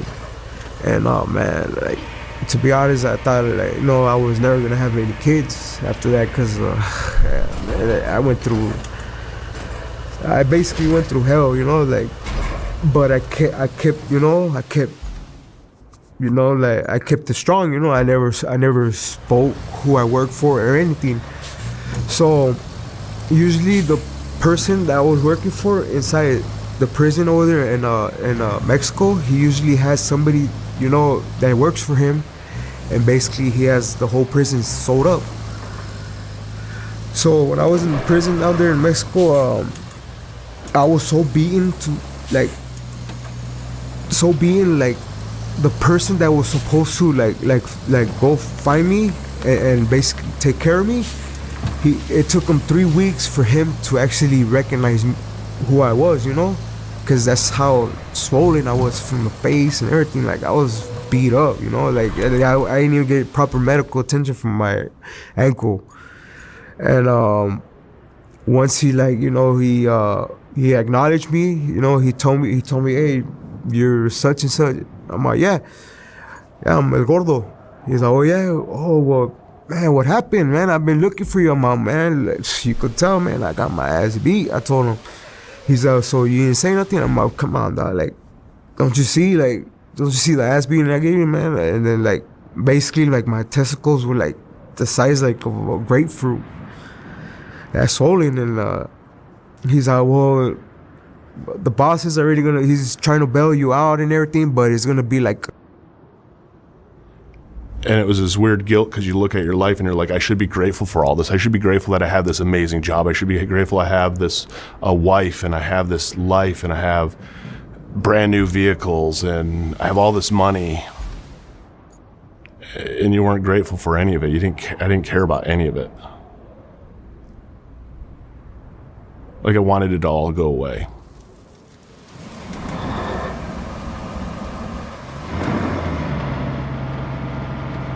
All right, Eric, you have a YouTube channel. I have a YouTube channel. And Instagram and probably TikTok and everything else, right? TikTok is my biggest, and Facebook and all of that. Yeah. You used to be a cocaine addict. I did. Cocaine and alcoholic addict. Both. And you've done some really raw, very insightful, very interesting videos on the reality of that life. I did, because when I got sober, I couldn't find anything on cocaine addiction. And it made me feel like there was something wrong with me. Because I was getting sober and people would talk about heroin addiction and all this opiates, meth, but no one talked about cocaine addiction. And I was like, I felt like I was the only one that was ever addicted to this drug, and I'm like, that can't be that way. Right. I've done 10,000 interviews now, and of those 10,000, they're not all drug addicts, but a lot of them are, more than half probably. And very, very few, like only one or two up until today, like maybe 2 or 3 of those thousands and thousands of interviews are of a cocaine addict. Yeah, and a lot of them, like, they do cocaine, and then they would go to crack cocaine or any. And there was times that I would do meth, and I knew the difference between meth and coke. I knew how my body reacted to it, how it felt in my nose and the burn. Instantly what I did, and I wouldn't do anymore for the rest of the night. I would drink because it wasn't cocaine. And I didn't want to do anything else, because whatever cocaine gave me, it made me feel complete. And nothing else did that. Or I was too worried about it or scared about it. Where it was, the stigma around cocaine was that it was this safe drug. I'm not truly going to get hooked to it. Nobody really dies from it. That's the reputation. And it is. And I bought into that stigma. I bought into that stigma of like, hey, I can get high, I can do all this, and I'm going to be okay. Well, it seems like it's a party drug, and they see all their friends do it on weekends, so it's like everybody can do this drug, and no one's going to really die from it. Right. And I'm going to get drunk, and this is going to help sober me up. This is going to help me just, escalate that high a little bit. And I never realized how much it hijacked everything in my brain to just escalate it more and more and more, to the point where people, how do I know if I'm an addict, or can I do it once a week, or can I do it every other week? And I don't know, man. Like, there's a time, like, when I first started really doing it, once a month, that was my deal to myself.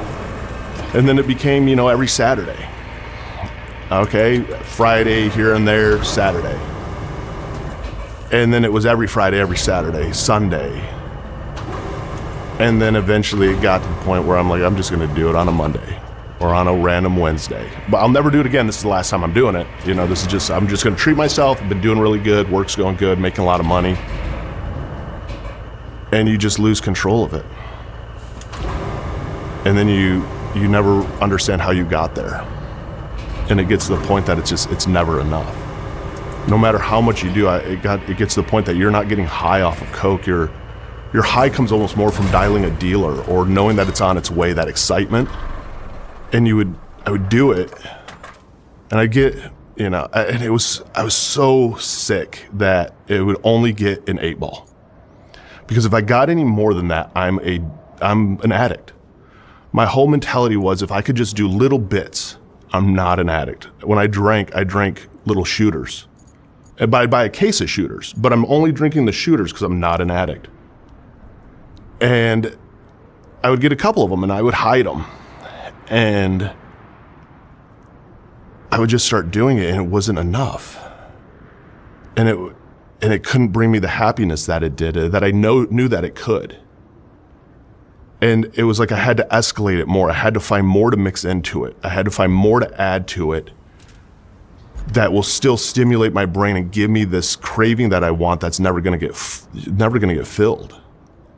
And it would bring out such a depressed side of me, to the point, I don't own guns. I never will own guns personally, because I'd be sobbing doing coke in a Motel 6 right off the 405, right by In-N-Out, sobbing my eyes out, wishing that it would just end. And I would just keep doing coke, though. I would just keep doing lines. I would keep drinking, locked into a hotel room, just wishing that it would stop. But I couldn't stop using. And I would tell myself, I would make all these deals with myself so high. Like, this is it, man. This is it. This time it's done. This time it's done. I swear it's done. I'd be talking to God that I don't even believe in and be like, dude, this is it. I promise. And I would wake up the next day and I'd be like, yeah, maybe I should just lessen it a little bit. Maybe I shouldn't just go that hard. And I'd have these deals all of a sudden with myself. It was like I was insane, just in my own brain with these conversations. And then, yeah, today I'll just drink. And so that's how I'd start my day off. I'd be going to work, just gonna drink. But then my brain would kick in and be like, you know what? We can control it. Let's just get a little bag. Let's just get a gram. We know some dealers that'll just give you a gram. So I knew people that owed me favors or whatever. And then it would just be on another one. To where it became every single day. To the point where I'd be snorting as much water. I would wet like paper towels down and toilet paper. I'd always have a wet one in my hand. And I would plug a nostril and I would snort it through my nose so that the water would blow out everything in my nose. And for a minute, 2 minutes, it would be clear. So I could do more. Because if I couldn't snort it, I'm not gonna do it. And I would just focus on one whole nostril and it would start bleeding. It would just get caked full of shit. And I remember just like blowing the snot out into a tissue and staring at it, knowing that there's coke in there, and just eating it. Because I can't waste it. I would dump coke on purpose on my floor mats because that was a way that I could budget it. And it'd be 2 a.m. and I'd be out on my hands and knees sweating with a plate, picking coke out of my fucking floor mat with my phone flashlight on, just underwear, fucked up. I don't know how cops never busted me doing this shit. And I would walk in and I knew that half the shit on the plate isn't coke, but I knew there was coke on this plate. Throw another plate in the microwave, heat that plate up, dump it on there, fucking rack it up and start just snorting it again. And that's how much it had just a grip on me. What is the feeling of doing cocaine? Unbelievable. all my depression went away, all my worries went away, all my trauma went away, all my fears went away. I felt unstoppable. And it didn't feel unstoppable like Superman unstoppable. It didn't feel like, I'm gonna jump off a bridge. It was like this calm unstoppable. The inner dialogue in my head would go away. I'm ADHD. And when my addiction would get hardcore, I'd be off my ADHD meds. So this stimulant, all of a sudden, man, it would focus me in. I'd have these ideas. I'd start writing down these ideas. I would have some focus to it. And it was a weird focus. Like I could write down ideas and I could comprehend them even sober. But because of how it's affecting me, I'm shaking while I'm doing it and fucking trying to voice transcribe, and some of the stuff didn't make sense. But man, I felt unbelievable. I was so happy for once. And it was the greatest feeling in the world. Just to have no depression, to have no anxiety, to have no feelings like that, to just look and be like, I'm happy for once. Like, this is what happiness is. And that was the scariest thing, because you could feel it slowly going away. Because the high only lasts for 30 minutes or 20 minutes? 10, 15 minutes. That's it.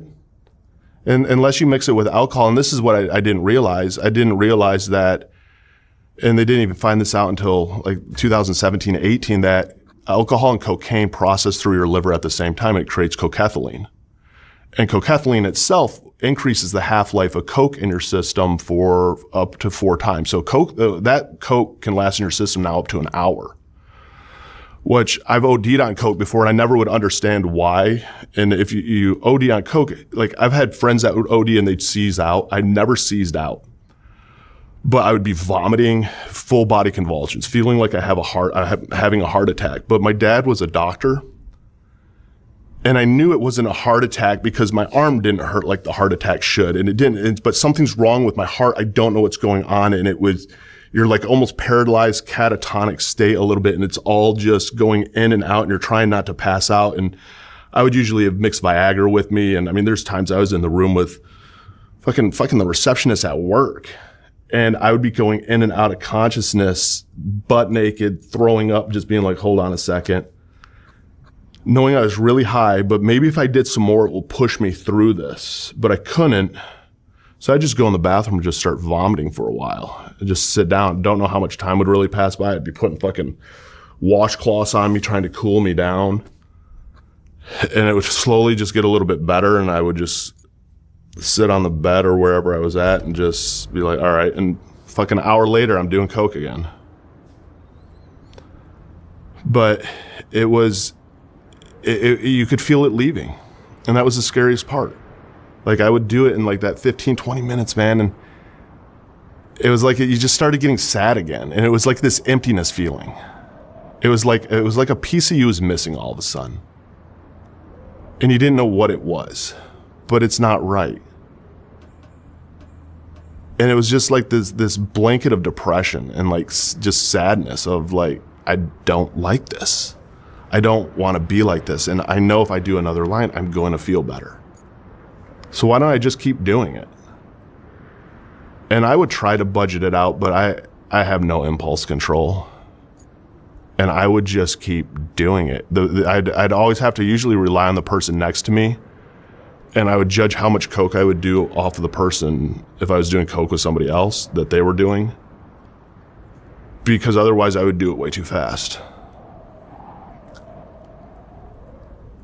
And it was this weird obsession that I could never get as high as I wanted to. It was always had to add something to it. Always had to get it more extreme. And it's true what they say. It's like, it's never the same. The first time you do it, like the first time I did coke at 17. I was in Charlotte, Michigan. And I always wanted to do coke. It was on my thing of like, I was in high school. I was a weird kid, man. There was drugs I wanted to try. I wanted to experiment.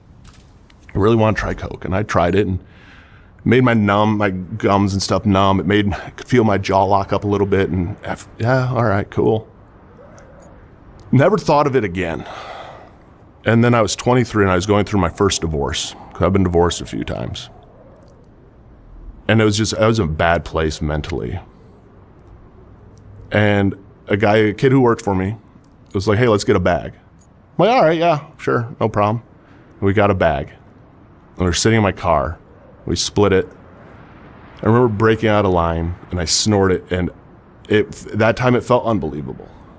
And I just wanted always that feeling. I could never get that feeling back. That feeling, it took away like all this pain of this divorce. It took away all this stress, all this worry. I've let my parents down. I've let everyone down. I'm letting myself down. All this trauma that I had, it all just went away. But it all came back. So it was like you had to just keep pushing it away. So I would just keep doing it. And it would come back, and then you added to it. You hurt people, and I would hurt people, and I would do shit and be like, the normal me wasn't that mean of a person or that evil or cruel of a person, but fucked up me. In what ways would you hurt people? A lot of it was I would cheat on people left and right. So relationships were toxic as fuck. I was the worst person to be in a relationship with. Because sex was just an additive. If I could have sex with somebody, do drugs with them, and then escalate this high even harder, it made me feel even better. And it made my sensory feel good. And a lot of the trauma that I had was a lot of abandonment type trauma. So now I'm not alone with somebody. If they're using with me, they're not going to go away. And if I can keep them high with me, and I can keep myself high, it's going to be okay. And so I would just keep getting high, and I'd want everybody around me to get high. And you might not be an addict by the time you were done hanging out with me, you were.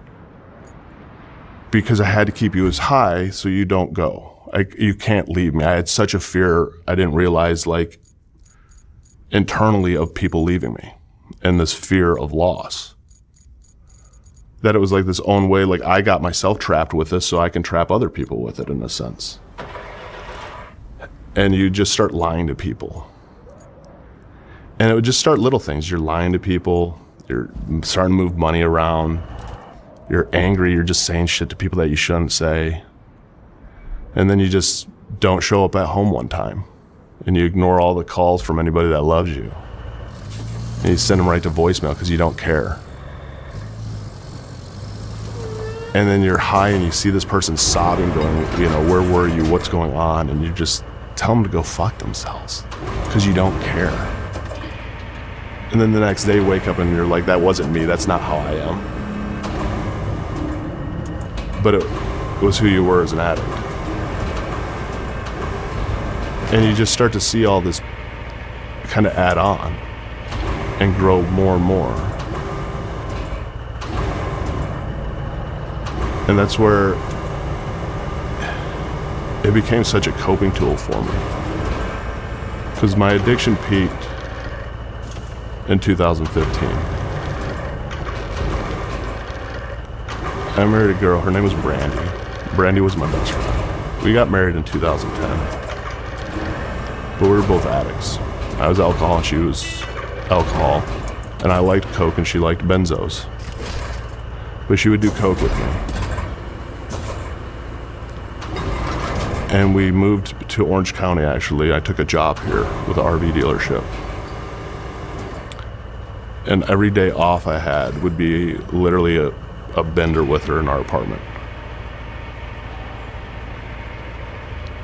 And it got to the point that I could function as an addict and she couldn't. And I knew we would kill each other if we stayed together. So I took her to Yuma. And I dropped her off with her mom. And I told her that, we can't be together until you get sober. Because I couldn't get sober. And not with her. I was too enabling. I was too codependent. And in 2015, we were separated for 11 months. August 27th, she killed herself in a hotel room with vodka and Xanax in her system.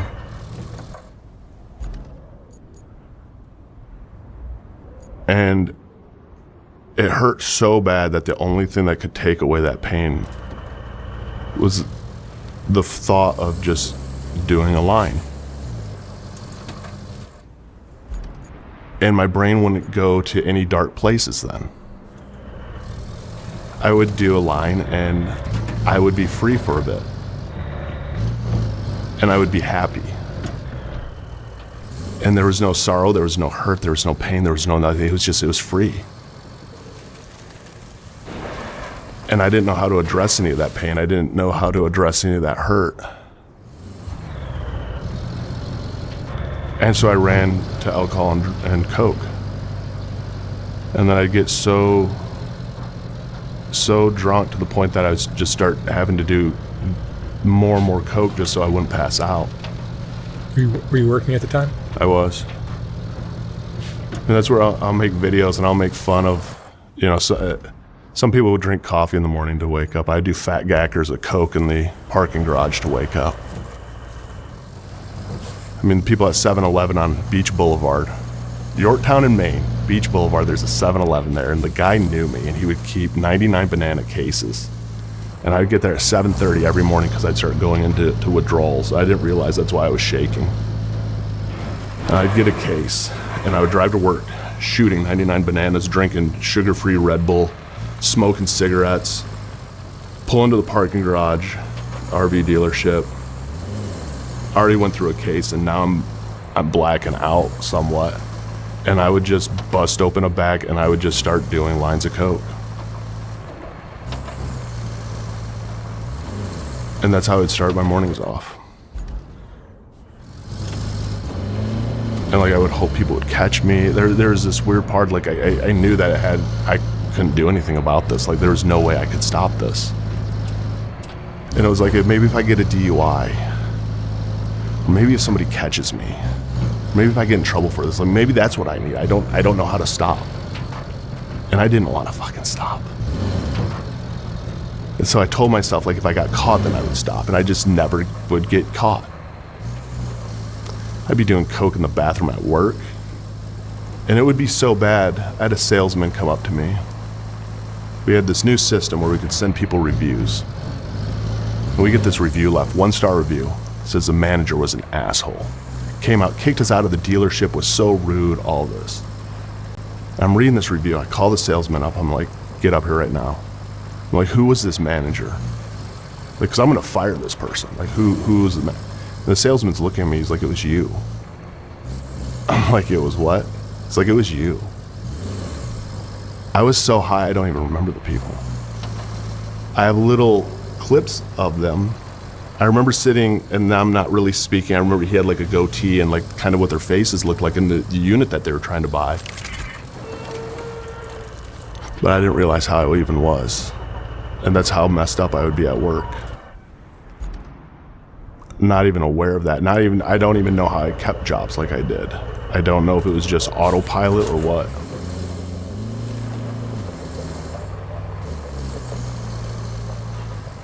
But that's how obsessed I was with it, to keep everything away.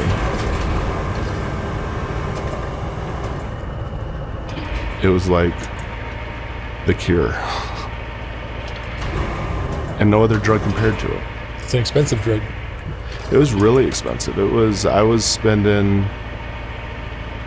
15, 20 grand a month. And even with all the money that I was making, I was still moving money around left and right, pawning. I have certain dealers that would take my Rolexes in on barter. So I'd give them at a Yachtmaster, so I'd give the one a Yachtmaster, and I'd fucking get my drugs. Now I have to log it in. Okay, I owe him $4 grand, $5 grand, because I would hack it off for a quarter of the value, whatever.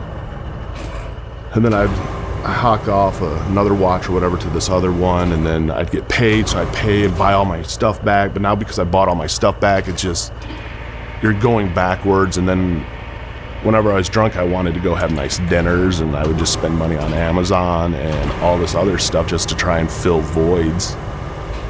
That at the end of the day, it was like, I don't know where all the money went. I mean, I did, it went to drugs.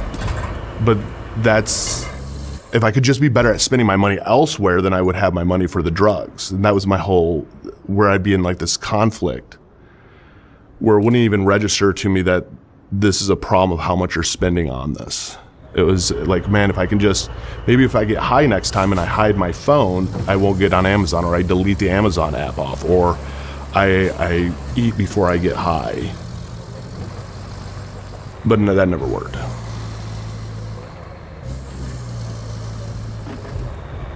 I just wanted it to go away. And that's what it did.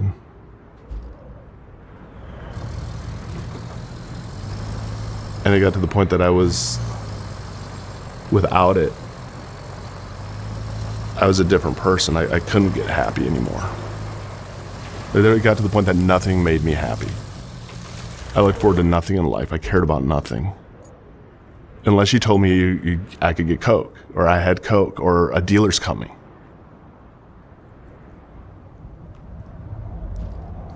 And I would beg just for it to stop. I would do Coke that I knew was cut. Getting Coke and it burning my nose, or I'd get Coke and it's a bluish tint. Get Coke and I could tell that there's ketamine in it. But I didn't care, because it still had Coke in it. It still felt good.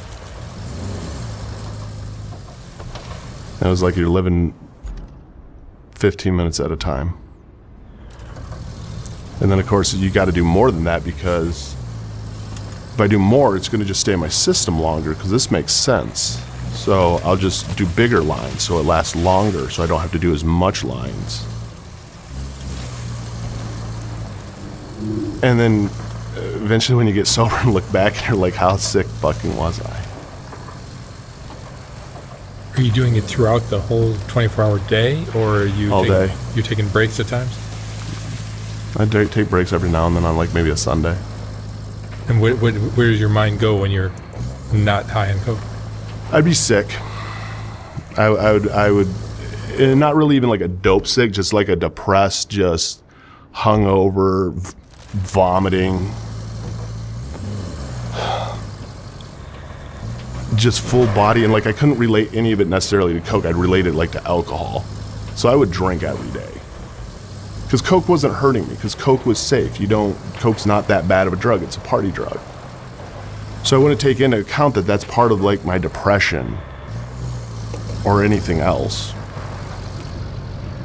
And I would just, there's times I would try and get sober from it. I would stop for maybe like 3 days. And then it was always, well, let me just get a little bag. Like, I'll just do a line a day or something. And then I'd be right back at it.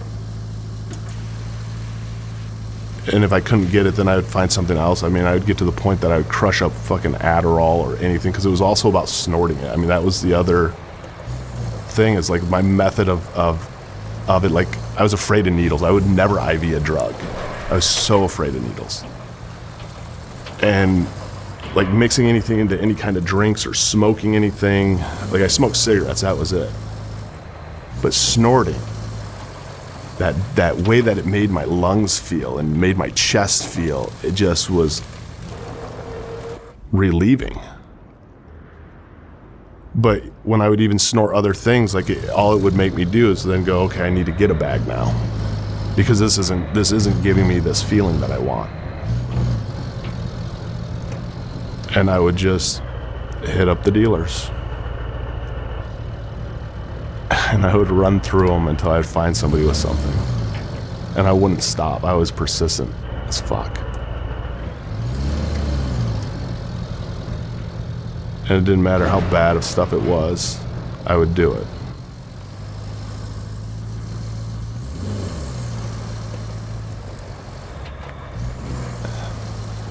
And you just lose yourself to it.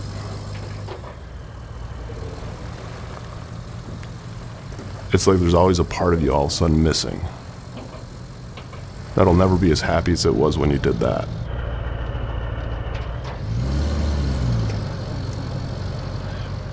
And I think a lot of it had to do with just what it did to run away from all the pain and all the trauma and all the hurt.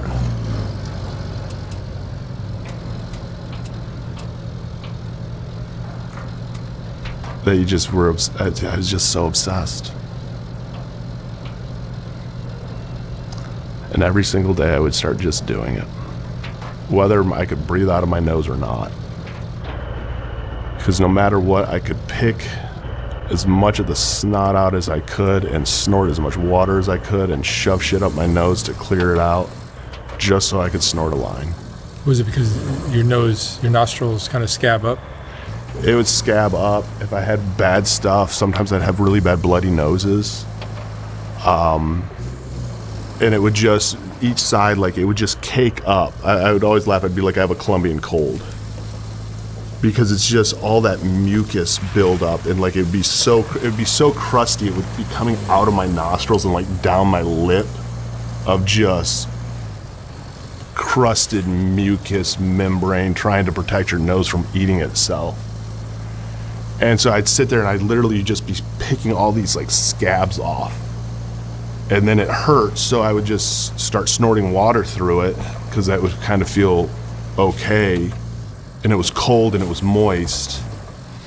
And if I could snort and I could feel like blood and stuff coming down, I knew I had an airway through, so I could just roll up a bill and I could just do a line and it would go in. And I would just ruin one nostril, and then the next week I'd ruin the other nostril. I was like, if I rotate it, it's not going to be that bad. Like I can rotate it so that I can always do it because this makes sense to me. I mean, I had the weirdest justification of shit as an addict. I could justify it all in this really weird and creative way that just, it made sense in my own brain. And the next step becomes smoking it. It does, and that was the thing, is I was so afraid of smoking it that was gross. Like smoking it was gross. Like how could you smoke it when it feels so good to snort it? Like I would have people would be like, dude, just try smoking crack. I'd be like, no. Like that's not the same. Like that's gross. I don't want that. Like if I could break up that rock and I could snort it, if it gives me the same feeling, I'm down. But the thought of smoking it didn't appeal to me whatsoever. Because now it's not safe anymore. Now it's dangerous. Now I'm talking crack cocaine. I'm not talking coke. Coke's safe. And I would freak out on that. And that's where people who couldn't find me bags would show up with bags all of a sudden of coke, and I'd realize it was heavily cut with meth and whatever else the fuck they wanted to put into it, and it doesn't taste and it doesn't drip the same, and it didn't give me the same effects or same feeling on my mouth, and I would just keep hitting up dealers until I could find what I was looking for. You're lucky fentanyl wasn't around then. I was, because I'd be dead. I would be. I wouldn't have cared. I wouldn't have tested shit. And there was a part of me as an addict that wanted to die. I didn't want to live. I mean, that's the scariest thing is I got sober in 2017, and a year later I tried to kill myself. I attempted suicide. But when I was an addict, every day I wanted to die. Like I didn't want to wake up. And I think if I would have known fentanyl was even in this stuff, I would have probably used it even more and harder and faster. Yeah. Because that whole suicidal ideation was there of, man, what if I just go out like this? I go out happy. My wife killed herself. Like, it all just stops. I'm not a burden to my parents anymore. I'm not a burden to anybody anymore. Like, it all goes away. And to me, it didn't sound that bad because I didn't like what I was becoming. I didn't like who I saw in the mirror. It's like you have this part of you that is aware of what you're doing. And is like screaming at you like, what the hell, what the fuck? But you don't listen to it. And so it was like, I would just, if I didn't wake up from this, that'd be okay.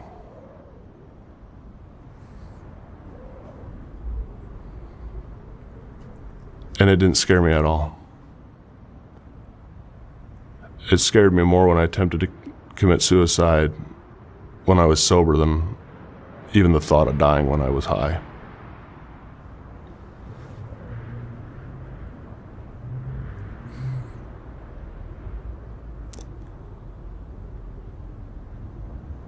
Because it was the only thing, that was the only thing I had in life. Like everything else around me didn't matter to me. My job didn't matter, nothing mattered. Family didn't matter.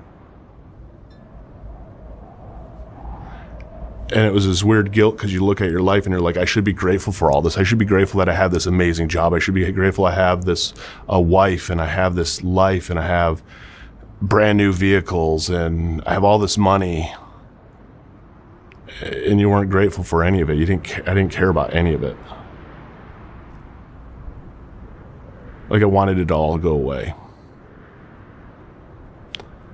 I got tired of lying to myself and lying to others.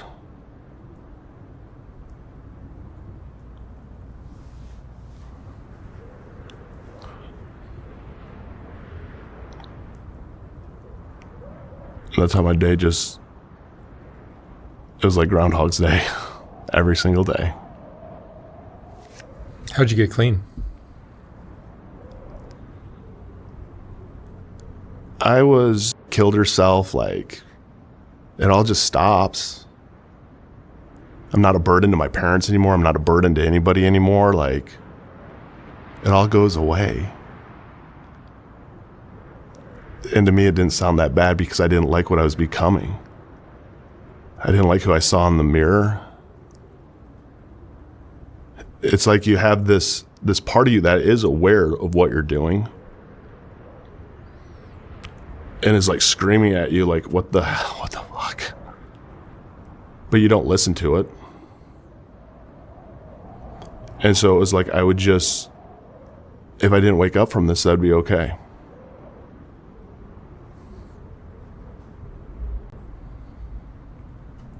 And it didn't scare me at all. It scared me more when I attempted to commit suicide when I was sober than even the thought of dying when I was high.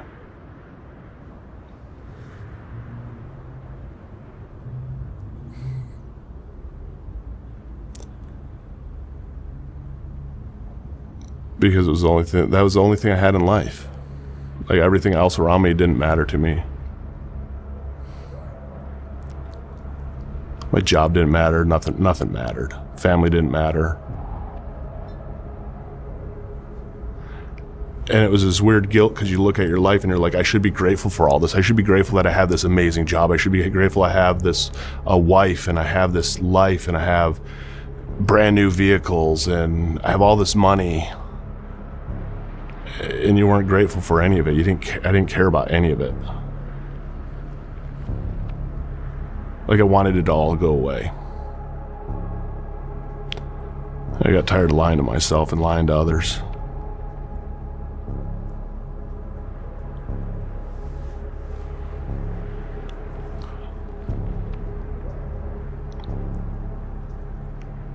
And that's how my day it was like Groundhog's Day every single day.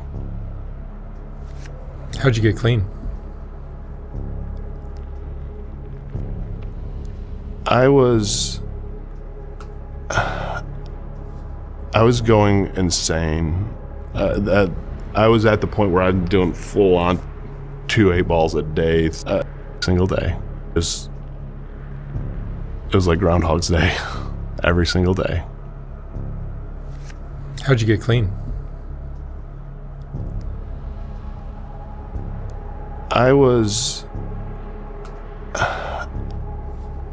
going insane.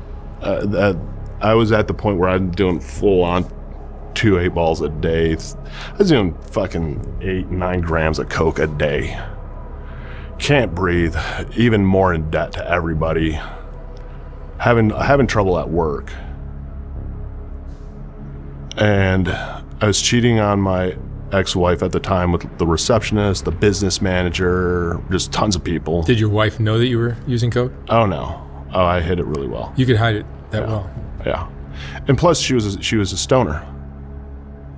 And so she'd get stoned and wouldn't really realize how high I was. And like that's the misconception with coke is you do coke and you're amped up and you want to jump out the windows. There's people like me who do coke and I'm not like that. Yeah, because you're ADHD. Yeah, I'm slowed down. I have this focus. Like, yeah, I'm jittery and I'm talking fast and all. That's what happened to my girlfriend. Yeah. She's ADHD, so the coke mellows her out. Oh, yeah, and you can sleep on it. You can pass out on it. And people aren't aware of that because you should be jumping, that stigma, you're bouncing off the wall, Superman energy. No. Not at all. And I felt focused. Like I just felt good. And so she'd be high and she couldn't tell. And that was the thing. Like I wouldn't eat all day long and then I'd binge eat at night because I'd be so drunk and so much coke in my system that I just hadn't ate and that I'd be starving. And so I'd go to Taco Bell and buy like $60 worth of food at Taco Bell and eat it all. And then be like trying not to throw it up. And I'd be like, okay, I'd go back down because I got to go get a slushie from 7-Eleven. And I'd go down to 7-Eleven and go grab a bottle and start pouring that in the slushie and ask her if she wanted anything. Because I'm like, okay, if I didn't have alcohol in my system, it would get to the point that I couldn't eat very well. So now I have so much in my system I could eat. And most people couldn't pick up that I was on coke. And it was so overwhelmed with like the smell of alcohol and all this other stuff with alcohol that you couldn't pick up on the coke. And I just remember everything was off at work, and I knew I was gonna get fired, and I was cocky. And so I saw our HR manager come down, and they go into this glass office that was across from where we were, and I'm like, they're gonna fire me right now. And so I went into the bathroom, I started doing lines of blow, hearing my name being paged. I fucking did it all, and I walked out of the bathroom and walked into the office, and they're like, we're going a different direction. So I got my final paycheck, and I didn't know how to really tell my wife, because I got fired because people told them I was having sex with a receptionist. So I didn't get fired from coke, I didn't get fired from alcohol. I got fired because I was sleeping with an employee. So I lied to my wife, and I told my wife I got fired because I was drinking, because that made more sense. And when I left work, all I could think about was getting a bag. I was like, I got money here. I'll get another job. I always got jobs. This always happened. This was my life.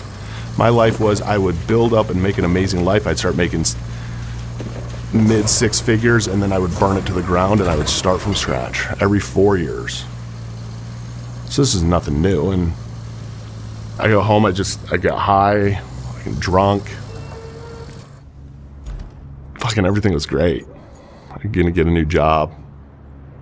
Told my wife, poor me, dude. As an addict and as a coke addict especially, dude, I was the victim of life. Nothing was ever my fault. It was everybody else's fault.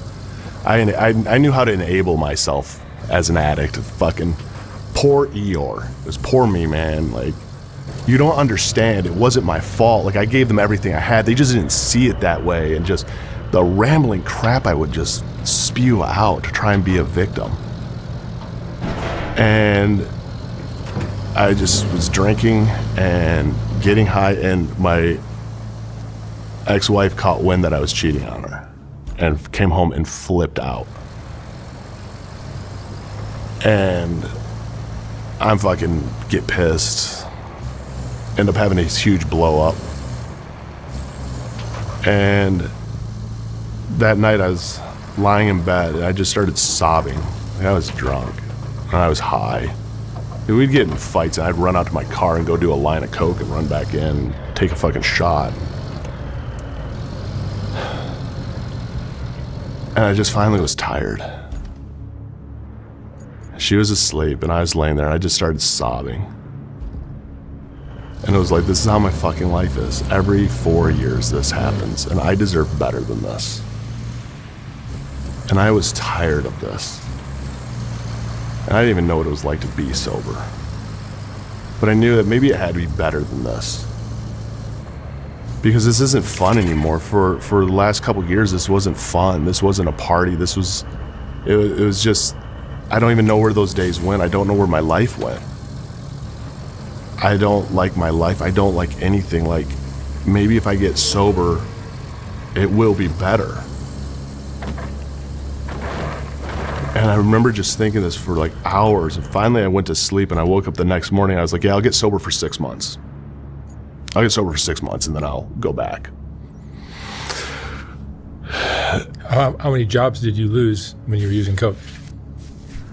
4. And you were able to get a new job? Oh, new job, making the same money, if not better money. So you were functional? Oh, very functioning addict. And functioning as in like what I did sales industry, especially RV sales. I mean, I worked for owners who knew our red Dixie cups were full of vodka. I would have salesmen passed out on the showroom floor, snoring. Picture a busy showroom floor. There's families all over. This is an RV dealership. It's a Saturday. It's rocking. Popcorn's being made inside, serving up hot dogs. You have like vendors there. You're putting on this whole big show because there's a big sale going on. Deals going down left and right. I had a salesman in the showroom floor snoring, just hunched over because they just came back from a bender. And I knew that, oh, he's snoring, he's out because he was gone for 5 days on a meth bender. You know, that person over there snoring, passed out or whatever in the RV. Yep, you could tell when people they would just disappear. And the worst part were they were the best salesmen. These were the best salesmen. But they could make 30 grand, and that was the worst thing ever, man. You had a good salesman, they'd make 30 grand and they would vanish. And you're like, no, it's a vendor. And you'd be bailing them out of jail, all of that. And so I fit in with it all. They were my people. And so I was happened to be really good at what I did, and I could recruit people. And so I would get hired and I would rebuild a sales force, and we'd make tons of money. And I always knew, like, man, if I can make 60,000, 100 grand, if I can make 100 grand a month, then I can do the drugs that I want to do. I can buy the houses I want to, like, I could have the life I want. That was my goal. It never happened. But like every 4 years I'd get fired, it'd just keep moving up. And then I'd get fired. And then call somebody up, go over there, get hired, and it would just start the process all over again. And I even thought part of it was because I was always drunk and I was always high. Made my personality who it was, made me a better salesman, made me where I could accept rejection. But I thought if I didn't do that anymore and if I got sober, maybe it would be different. And so I did. And that was my goal. I mean, when I got sober, my whole thing was 6 months. And like, I was like, okay, I'm gonna set this goal. And like, I even had it wrote down, like 6 months, 7/25/17. That was my sobriety date. I'm like, all right. Comes out, I was cheating on my ex-wife. I fucking leave. I'm living with one of my salesmen. Like, I'm watching my life just crumble, which happens anytime you get sober. Because I would get sober sometimes for like a couple weeks, if that. Try. And I'd lie to people. I'd tell them I was like a month sober, and I'd be like a day.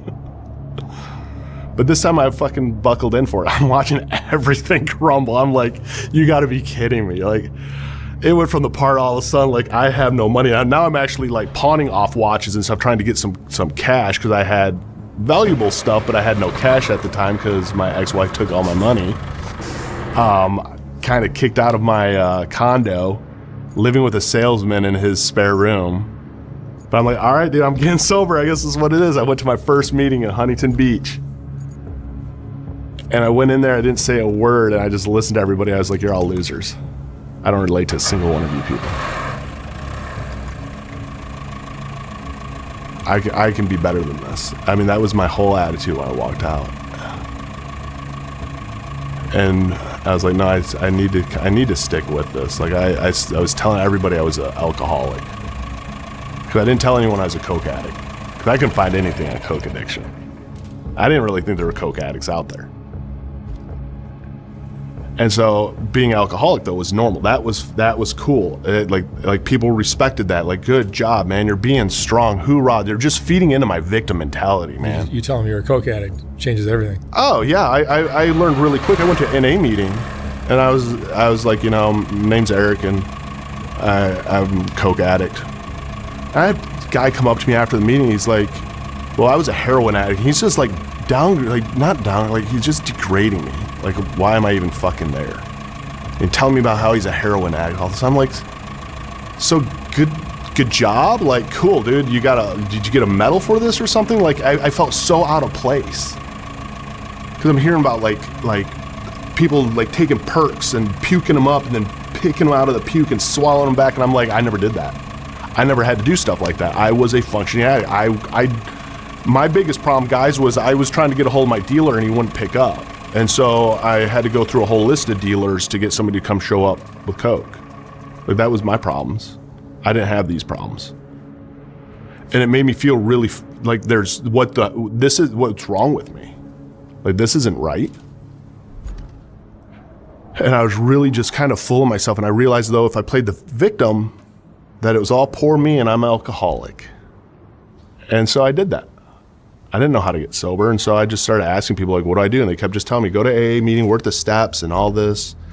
All right, so I didn't tell anyone I was a coke addict, and I'll just be an alcoholic right now. And no one told me about what DTs were or anything. And like, when I first got sober, the first couple days, I'm shaking, I'm vomiting, and like hot and cold flashes, like just restless legs, just couldn't keep food down, just body just horrid, man.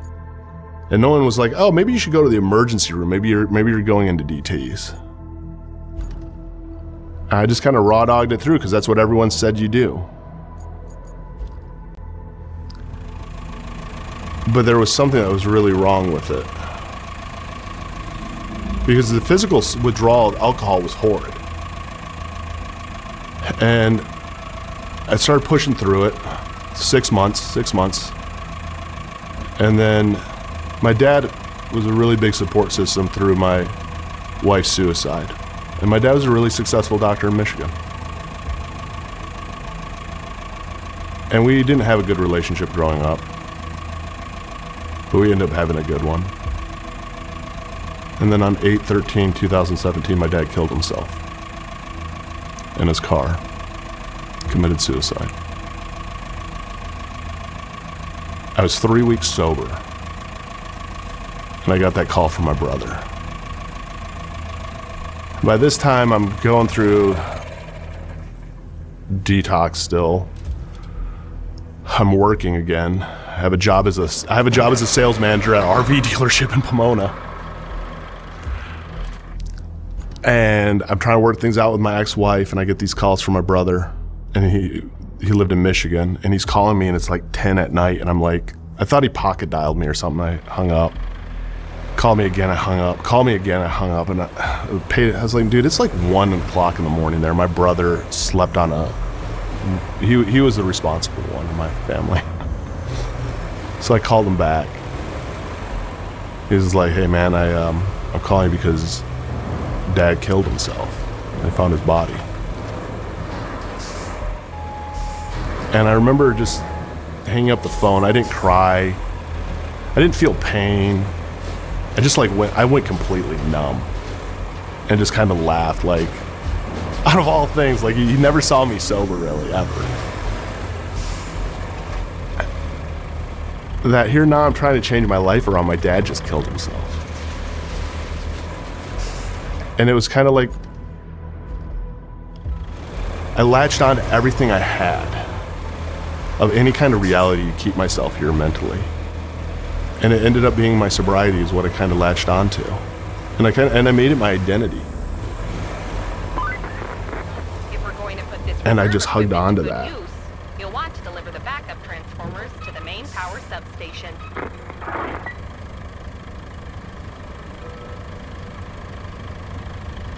And I still didn't, like, I should have went to rehab. Like, I look back now at all this stuff I could have did. I could have been so much further ahead than where I'm even now, but I don't regret how I got here. But I fought for it. And the worst part, though, was I couldn't get happy. And I didn't know why. Like, once the alcohol withdrawal goes away, and once, like, I wouldn't even be craving, like, sugar or anything like that. But I couldn't get happy. It was like a piece of a puzzle was missing. And I couldn't find it at all. And that missing piece didn't make the puzzle pretty. And it kept getting like worse. And like I was like, okay, I go back to therapy, and I'm going into therapy, and I'm like, you know, I'm an addict. And even then, it took me almost a year to be honest about coke addiction. I'm telling my therapist I'm an alcoholic. You know, I had other things. I experimented with drugs. Like I started getting to the point that I was open about doing drugs. And okay, you know, maybe it's this, and you know, prescribing me like antidepressants and some stuff. And it was like just this numbing depression of like emptiness. Like nothing really brought me happiness. I just felt blah, and I'm just kind of going through the motions. Was it the dopamine from the cocaine use? Yeah. I didn't know at the time it was the dopamine. I didn't know why I couldn't get happy. Even my ADHD meds, I mean, they didn't make me happy. That supplied dopamine didn't do shit. I mean, it helped me focus still, and I could get work done, and I realized it kind of like got rid of some of the cravings when it was amazing when I get on my meds of how your addiction kind of would shift a little bit because you wouldn't be craving to be normal. And it just wouldn't go away though. And it just got worse. Like it got worse. And I started doing more for other people, and I would buy people gifts, and I would try whatever I could. Because maybe if I could make you happy, and I could make you smile, it's gonna like light something inside of me. But it's not. And no matter how much I give you, and no matter how much I give everybody around me, it's not making me happy, and I can't find my happiness. And that's a scary feeling. And I was a year sober. And it progressed until I'm a burden. I'm a burden to my ex-wife, and of course she's pissed at me because I have my infidelities. I'm a burden to my mom, and a burden to fucking everybody. And there's no worse feeling than feeling alone. And it's so exhausting to feel alone because all your energy goes into smiling and pretending that everything's okay. And all you want to do is just scream. But you just keep smiling because it's like, I'm going to fake it till I make it, and that doesn't work.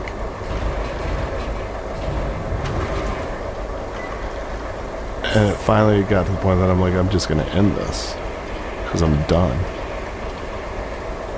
Because it's not going to get any better. And I'm not going to get happy anymore.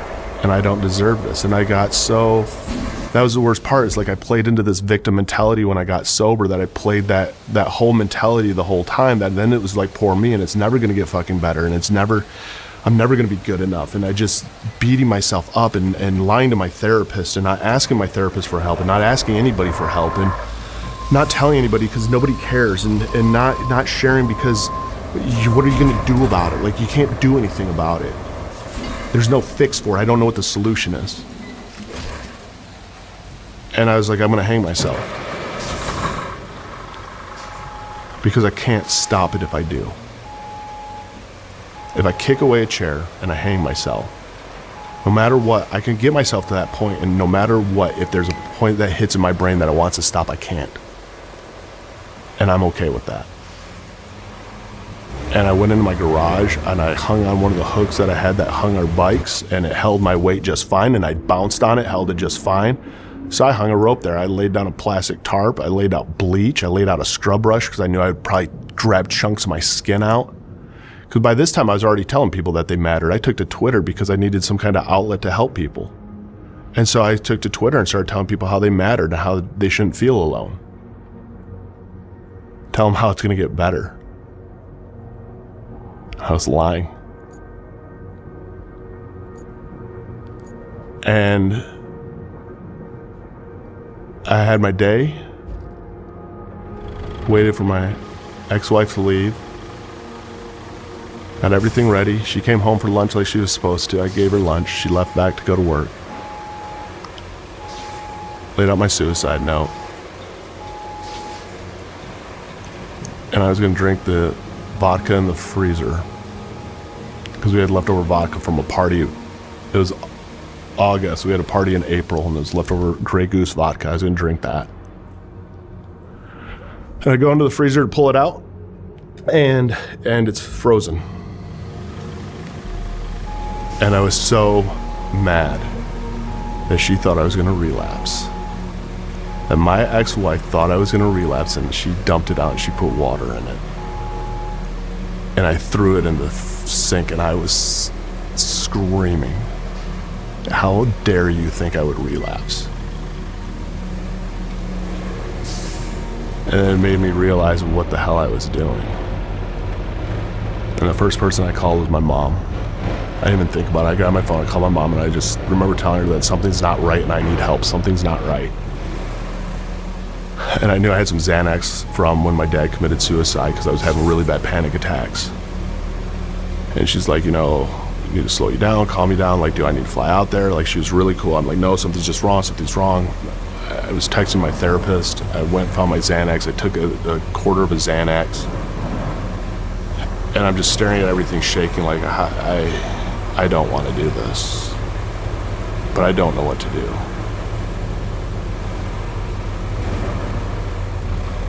And I told my ex-wife, and then I told my therapist. I went to my therapist that day. They determined not to inpatient me. And then I started therapy like every day for a bit. And just slowly kind of trying to come through a lot of it. And that's where a lot of it was. I started to really realize of what cocaine does to your brain and how much it rewires it. And the sad part is, I mean, I've been sober since 7/25/17. I'll still probably never find anything that made me as happy as cocaine did. Now I'm okay with that. I don't miss it. I have extremely good highs, and I'm very happy. But there's a part of your brain that will always know that, well, that line would make it a little bit more. But that's okay, and I don't need to do it.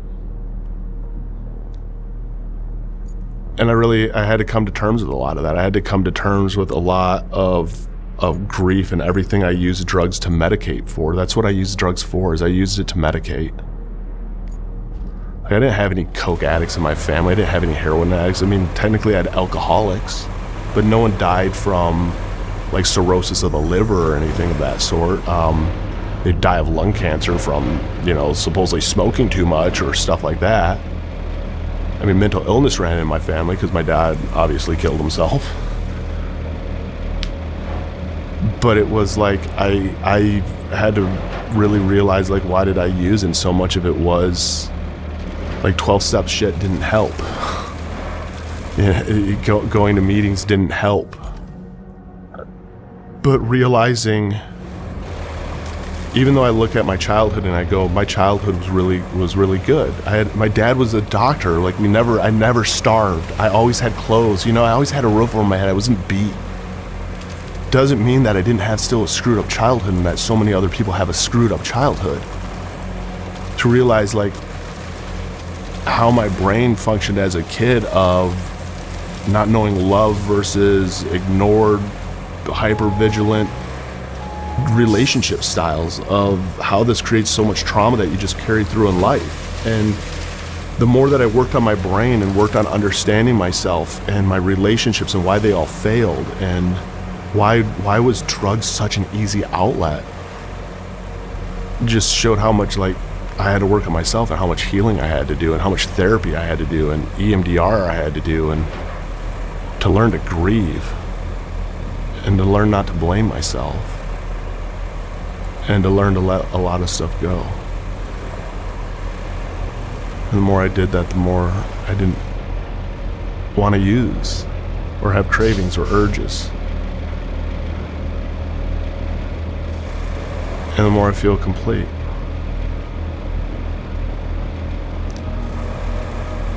Because I could never picture myself doing drugs again.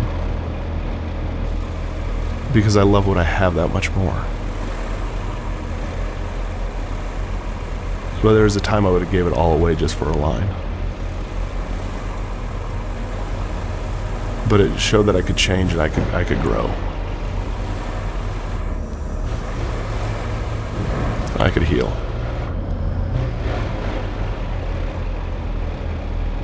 And when you even talk about, like, suicide, and you lose people to suicide, and to understand,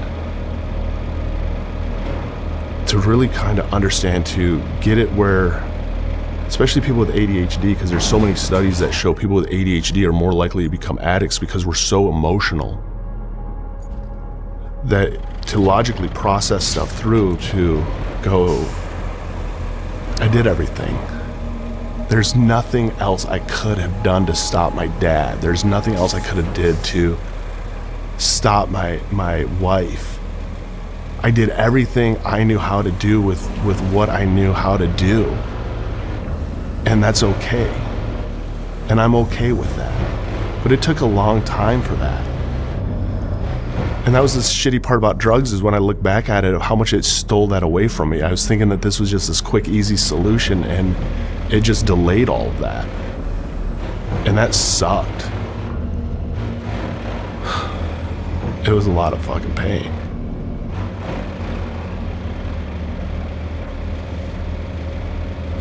But I was glad that it got to the point that I wanted it to get better. I got to the point that I did it for me and nobody else. I did it because I wanted the happiness I thought I deserved. And then I took to social media even more and started to share. Because I wanted to help people. I wanted people to know that they're not alone. I wanted people to know that they could get sober, and that they could get sober their own way. Like, there wasn't a right or wrong way, and I realized how much we try to like hunt down the right way to do it, and the best way to do it, and the great way to do it, and the fail-safe way to do it, and that there isn't one of those. That it has to be your way, and whether it's going to therapy, going to rehab, whatever it is.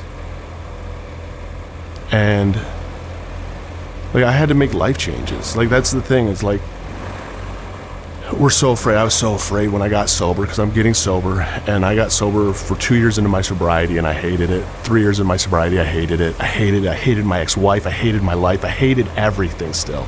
I was sober, but I hated it. I woke up and I hated it. I hated myself still. I hated everything. I couldn't get high, but I hated it. And I had to finally make the tough decisions of, what do I do not to hate this anymore? Okay, like, I have to admit to myself, this marriage is not working. Where I'm living right now is not working. Like, it's not being a coward to hit a reset button. I can hit a reset button at any time and live my life for me. But I had these false beliefs, like I have to stick through with this person because they helped me get sober, and I have to stick with this person because they helped me, and I have to do this because this is how it should be. And I got tired of that. And man, as soon as I got tired of that, it freed up a lot.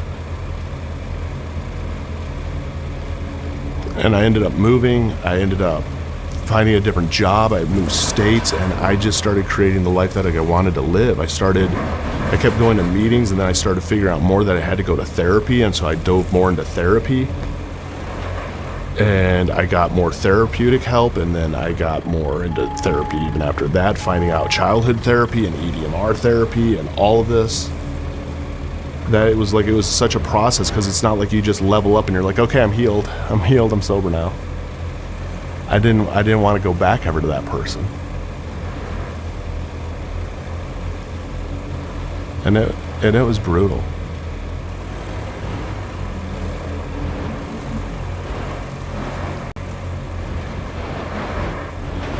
And I found social media was a cool voice for me. That's when I found this channel. When I first got sober, I found a few others that just helped me realize that I wasn't alone. And that's kind of what I wanted to do. I wanted to help people not feel alone. And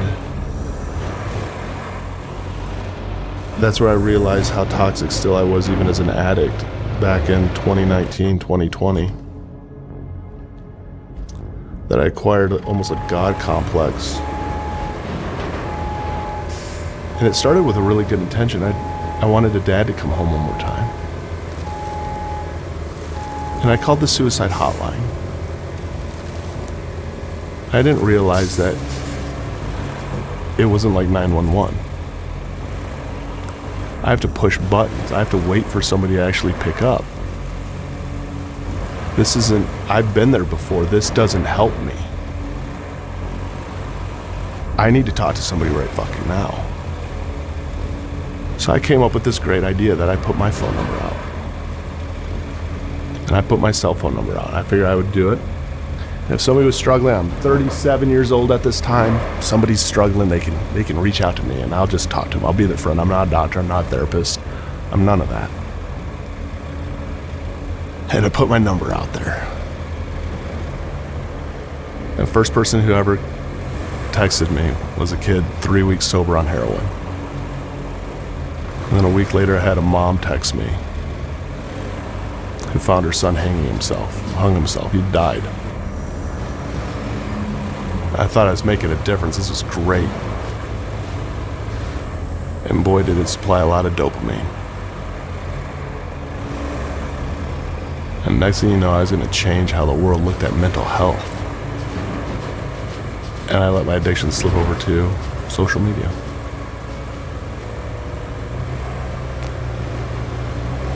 And became obsessed with that. And then I went through a cancel culture that ate me alive. Deleted all my social media, had a TikTok account with like 1.9 million followers, deleted that, had the police involved, had the police try to 5150 me because they thought I was insane, because I was handing them my laptop and everything. I was like, go through it all, I don't know what I did. I had lawyers involved, all this, like literally thought I was going insane. Walked away from it all. Worked on myself even more, and then I met my wife now. People told me that my stuff used to help because I was really authentic and I would just share how I really was. And people knew what it was like to be at that dark place, just wanting it to stop. So I shared about it more.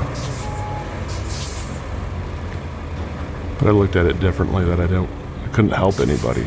I could just share and I could give them the tools or the direction to go help themselves. And that I could actually do it healthy and not be hooked to it and addicted to it and thrive on it in a negative way. And so I did. And I created a life that I wasn't hooked to anything.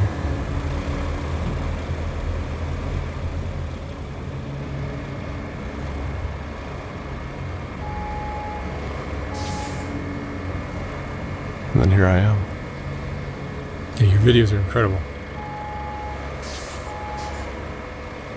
I share the way I do because I want to hit the people that were like me.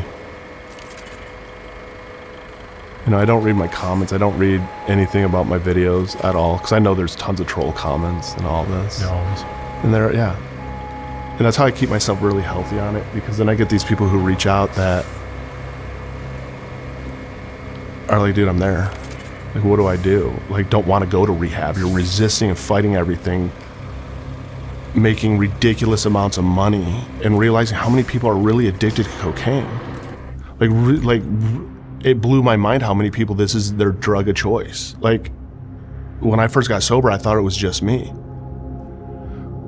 And they might go to something else, but like it's their obsession. I go into rehabs and I meet people like that was their obsession of how like normalized we made cocaine. Even how normalized I made it. It was always normal for me to have a bag on me. It was always normal to, if I spend an hour digging through my truck, I'm going to find some. I don't know where I hid it because I was probably messed up, but I know that there is some here. And I would, there's times I'd be ripping through my stuff, just trying, and oh, there's a bag. God, how high was I to put it here? And I'm laughing as I'm laying out lines. Like, when you start realizing that this, you're like, I'm the only one that ever did this crap, and you're not, and you're like, how did it get so normalized that this is like the one drug out there that is still okay to do? It's the party drug. It is. And even... But you can die from it. Yeah. Yeah, my girlfriend died from probably a heart attack in a bathtub. Yeah, and the worst part is what you mix with it too. Like, not just is fentanyl in it, but what I learned with cocaine is you go two directions, and I always called it an additive. And this made a sense to actually a lot of coke addicts out there. So you're always going to be drinking usually, or slamming a bunch of water, Gatorade, whatever it is to keep moisture in your mouth because it's drying out left and right from doing lines. So you're doing these you become obsessed with the line. So you're going to be doing it every 15, 20 minutes. Now the problem is, it only gets you so high. I have to add on to this. I have to create more chaos to it. It's not enough. It's too quick of a cycle. So I'm gonna resort to sex, or I'm gonna resort to gambling. Because now it's creating even more dopamine. If I go the gambling route, I've learned with people where it's this whole obsession, like I might win and I could win all my money back and then I could get another bag. It's this whole weird cycle that goes. Or like with myself, I would go down the sex route. So next thing you know, I'm popping Viagra, and anybody who does coke will tell you that it doesn't really work well. Now you're drinking it, it's really not working well. I'd be 300 milligrams of Viagra. I didn't realize what that did to my heart. I mean, you can tear your aortic valve, you die instantly from a ripped heart. But it was normal for me to pop enough of that, so now that works, and I would add sex into the mix. So now I would just keep drinking sex. I'm not alone, I could keep drinking, I would be doing more coke. I'm not doing drugs alone, so it's not that bad. And I could kind of like justify all of this chaos, because that's all it was, is I had to just create more chaos. And it was so much that would like confuse my brain that it wouldn't get depressed and it wouldn't focus in and feel guilty until eventually I'd have to sober up. And so yeah, you die because you mix all this other crap in with it. The coke alone is 30,000 plus deaths a year from ODing on it. And the worst part is when you OD on it, like I think everybody thinks OD is like a heroin OD or a fentanyl OD. Like you go to sleep. I mean, that's what happens. Your brain doesn't pick up on the carbon. Fucking ODing on cocaine is painful. To sit there and literally your thought process is you are dying right now. There is pain on your chest. I mean, that's what you're gonna be left with if you end up dying. It wasn't a good experience. This is a lot of pain somebody goes, like, to be there is scary. But our brain doesn't comprehend it, and as soon as it does pass, because you don't always die on an OD, so if it passes, you're just really high and maybe it was a bad batch, and I'll just use some more. Or I won't buy from that dealer anymore. I'll talk shit about that dealer and he has bad stuff, and now, I would convince people to give me free coke because the last batch they had was bad crap, and I'd get a free gram or whatever. It's so weird of how cocaine addicts are just, we look at this drug so differently than anything else out there. And it's that party drug. This in 15, in an hour I'll be fine. In 2 days you won't even find it in my pee. Not even really an addict.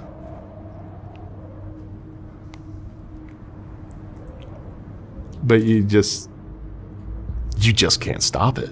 And that's the worst part. Like, at least with heroin, you pass out or you fold over, or with coke, you don't. And even with meth, the stimulant like that just gives you so much energy. You get bored, so I'm just going to be doing more drugs because I'm bored too.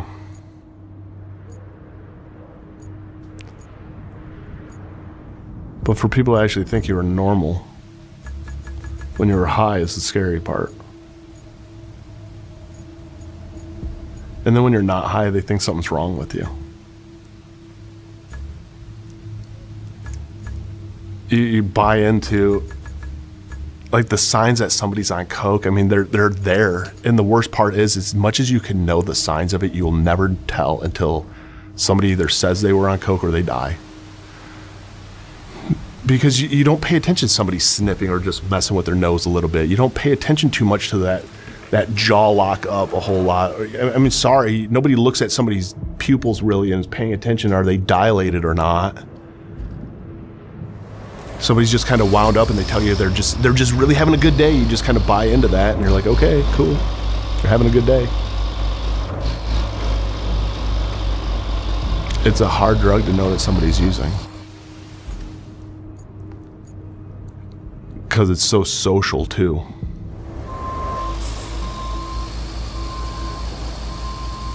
And it's just so normal. And just go in the bathroom and do a couple bumps. It changes your perception of what's right and what's wrong, and like almost good and evil changes, right? It changes it all. It hijacks your entire brain. And it changes your entire personality. Because good is that feeling you start to chase, which is Coke. So anything that isn't giving you a feeling like that is bad, which it does. It reverses it 100%. Because you're so wired then all of a sudden that anything that isn't giving me this good high like this, that isn't feeding into this, isn't enabling me. I mean, isn't somebody who's looking at me saying you want to do a bag. Any of that is, if you're not doing that, now you're bad because you're not helping me hit this happiness. And it's hard to think, like, when I've been to that point where, like, nothing makes you happy.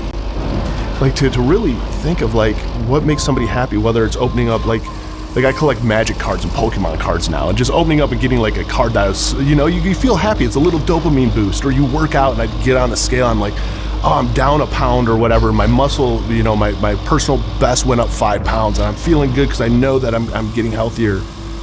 That's a dopamine just bump, and your sleep is producing more dopamine. None of that happens when you're using. Your brain will not do any of it. And it's like stuff that should make you happy just makes you more depressed. And so you just start staying away from it all. And then you start isolating yourself more and more, and that's when you know it's gone downhill. You started off as a party drug. You started off doing this with others. And you started out doing it with a lot of others. At a party, you just fucking, we all bump out, we're all doing a couple lines, and it was all cool. I got to the point, I'm not doing lines with anybody because this is my Coke, not your Coke, and I'm doing it by myself, locked in my room, or locked in a car, or locked wherever, doing it by myself so that can't let anyone see me, not because I'm going to get busted, but because somebody's going to want some and I'm not giving you any, it's mine. Like, that's how protective of it, like, this is mine. Unless you could give me something, unless you could give me sex and you were a girl, you ain't getting any because this is mine to get me high or to get me higher. That's it. And it's not sociable. You are not social at all. As soon as I would get fucking Coke, especially when I wasn't working, if I could get it, man, I was back. Wherever nobody was, and the majority of the time, like if my ex-wife had a day off and she was home, I'm getting a hotel room. I'd be in a hotel, Howard Johnson or Hilton Garden Inn or whatever cheap hotel, and they're just doing lines of Coke and drinking by myself if need be. Having a grand old time by myself, like how sick is that? Not doing anything, just doing Coke by myself. Sweating bullets, sitting on the chair in there, or laying on the bed, watching the clock going, okay, I got 15 more minutes till I can do another line.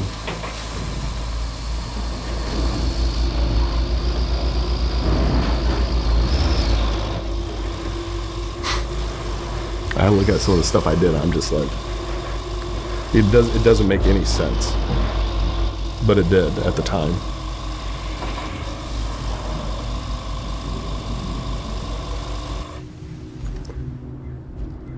And even with fentanyl now and all this stuff, I've never met a Coke addict ever who would waste any Coke to test it if it had fentanyl. You might find some party hoppers on the weekends or whatever. No true addict is gonna fucking test that. It's a waste. You telling me I have to waste some of this? There ain't no fucking way. Am I worried about it? We'll find out. Because it hijacks your brain so much that there is no rational thinking. It's 100% emotional. There's no logic behind this. It's all... It's like having your brain hijacked by a 5-year-old who's getting a brand new toy. There is no emotion there at all. There's nobody else in the room. There's no nothing, man. You're focused on this and how much fun this is going to be. Nothing else. So there's no way you're stopping to test anything, or God forbid the dealer tells you it's the really good stuff. Okay, we always believe our dealer, our local neighborhood pharmacist, man. They're legit, they're real, man. This is the good stuff.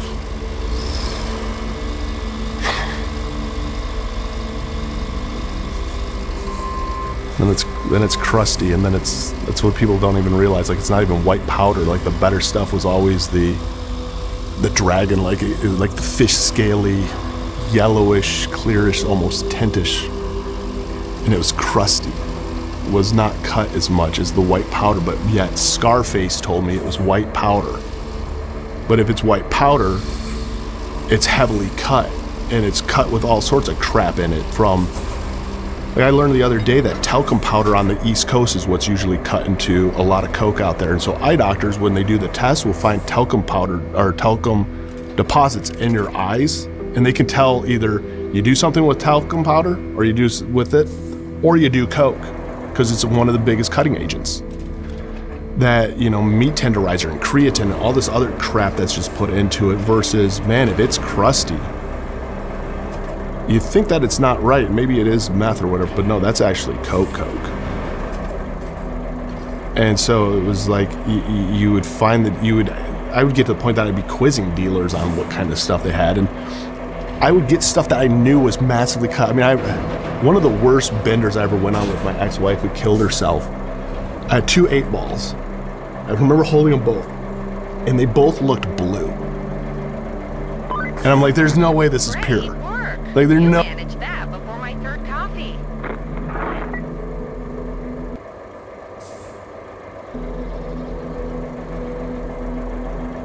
No way this is that good. But we started doing it, and I remember the first line I did, it burned my nose. I could feel it right up in here because it's like glass shards just ripping us all through. And I loved coke. I knew how coke made my face. Coke didn't suck in my face. It didn't shred my face. It enlightened my face. I would do a line, it was like I could just feel it, goodness coming this way. Not the glass shards ripping this shit all down, but that's how meth felt. So I knew it was with meth. The taste was kind of like a kerosene-y, chlorine-y aftertaste drip that would come, versus this heavily chemical drip of how then it burned down my throat versus how it just tasted good down my throat.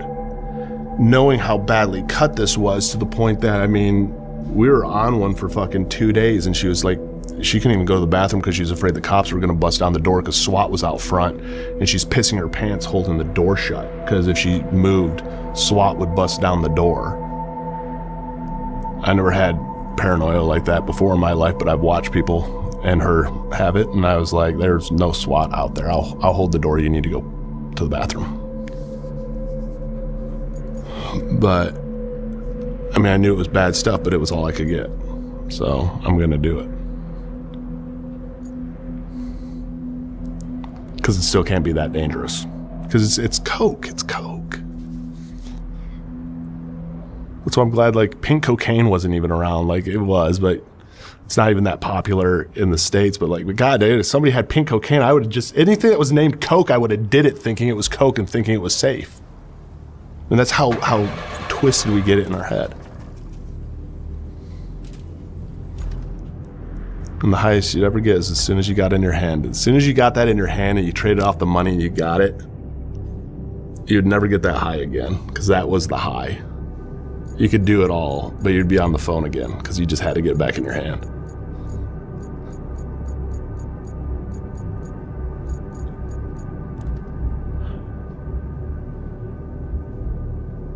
And I think if you talk to anybody who's high on coke, or anybody who uses coke, you can find out you have somebody who's really hurting inside.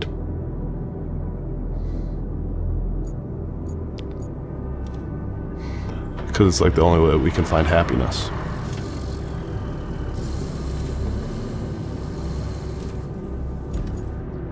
Because it's just too much.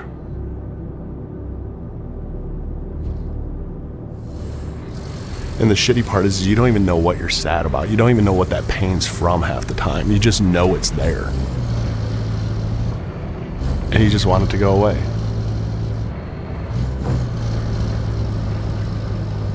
Like, it took a lot of therapy to realize, like, how my trauma was, or how my pain was, and how to heal.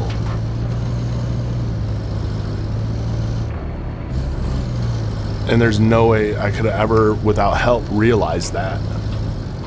But cocaine made it go away.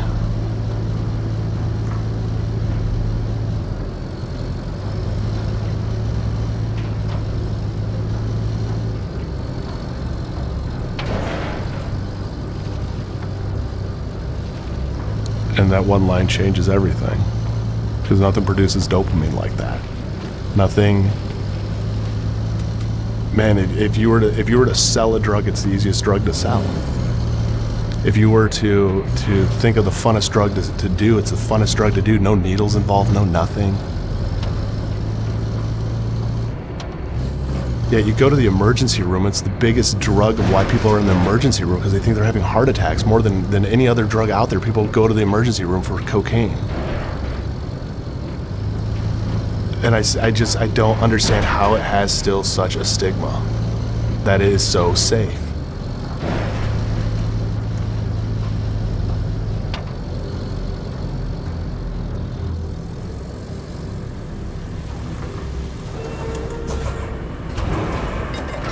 And even like with the fentanyl in it, it's the smartest thing a drug dealer could ever do. It's already the most addictive thing almost out there, and now you put something even more addicting in it. Your brain doesn't know the difference. Now you get all my money that much faster.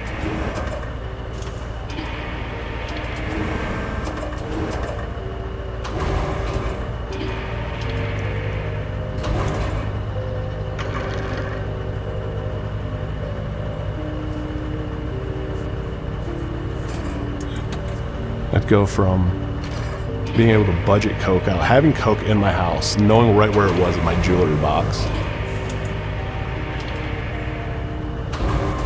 to flipping out because I couldn't get a hold of anybody at the time, carpet surfing through my floor mats,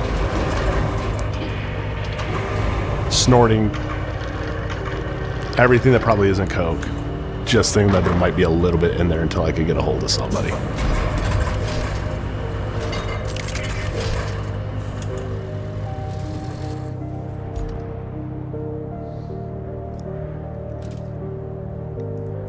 And coke's the only reason I even ever did meth. The only reason I ever did meth is I'd have people who tell me it was coke and lay it out on the line. I'd be drunk.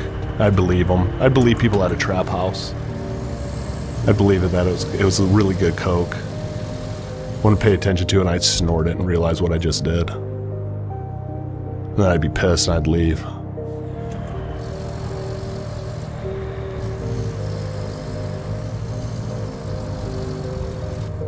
But it brought out this personality that you loved, and it brought out just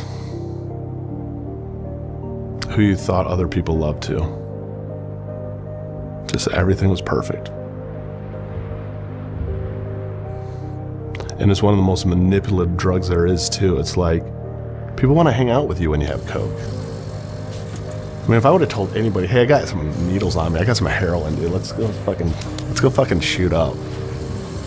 Even majority of the people I had as salesmen or people that would do coke every now and then with me, like, they would have walked the other way. But man, you could throw a banger of a party anytime. You're invited everywhere, you know, everybody wants to hang out with you, especially if you're going to spend money. It's, even with myself, like, that's why it was never hard for me to get it. Because it was easy money for whoever was around. And you could do it without other people knowing. You don't pay attention to how many times somebody goes to the bathroom. You don't pay attention to how many times somebody goes into the closet, or how many fake showers they might take. You don't realize how many times the person using while you're in the bedroom is actually peeking around the corner, counting right now, knowing, okay, if I hear them move, I have just enough time, laying it out, hiding it, walking back over, okay, they're good. Walking back over, pulling it out, laying out that line, walk back over, doing a line, and you have no idea they're doing it in the room next to you. How many people are in a bathroom doing it, at a grocery store, or at a club, or at a mall? At restaurants, you can do drugs in front of people and people don't even notice. Everybody's in their own world. And once you realize that as like an addict, it gives you like more freedom in its weird way. It's seclusion and you're by yourself, but it's also like you can try and mask it. And it sucks because part of you knows that you can do it and you can get away with it, so you kind of push the limits a little bit.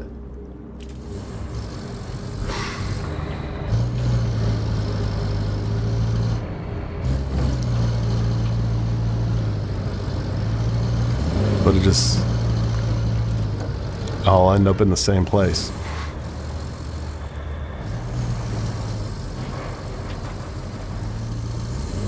Eric, let me ask you one last question. What would you say is the most important thing you learned after all of this?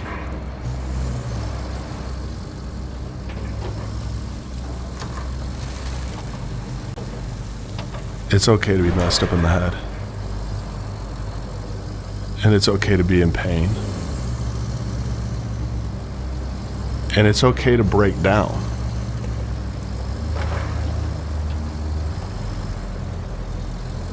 That there isn't a right or wrong way.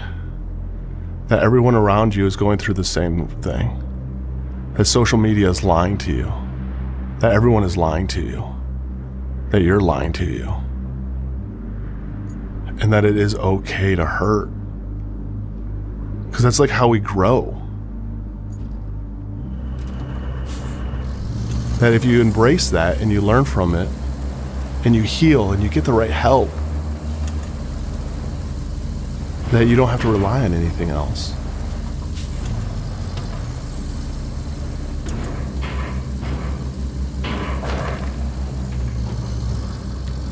That makes a huge difference.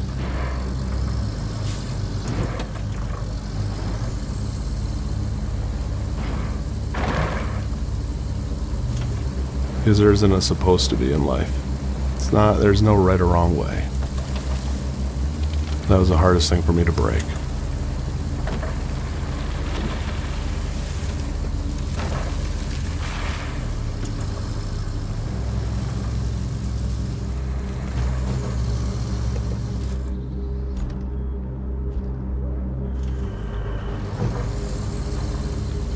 That would have saved me a lot of time. Saved me a lot of misery.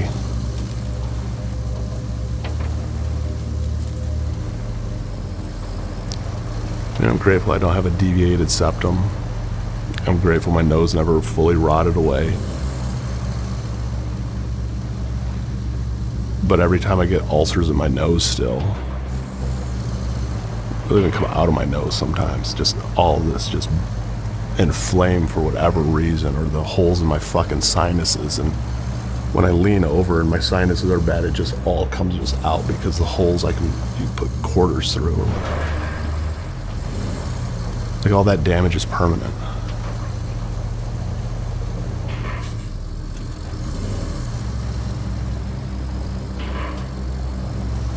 I could avoid it so much.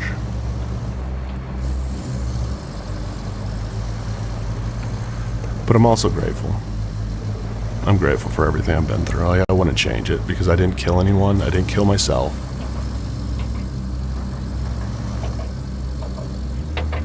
And I used to take it as offense. I'd go to rehabs. And people would look at me and go, I recognize you. I'd get high to your videos. And I took that as insulting. Like, I was mad. I was like, my videos weren't to get high to or whatever. And finally, it was this year, I asked somebody. His name was John. I still talk to John. He goes, dude, I used to get high to your videos. I go, what do you mean by that? He goes, dude, I get so high, like I'm doing coke, because coke happened to be his drug of choice. He's like, it was the weirdest thing ever. I'd start doing coke and your videos would pop up like it knew I was doing coke.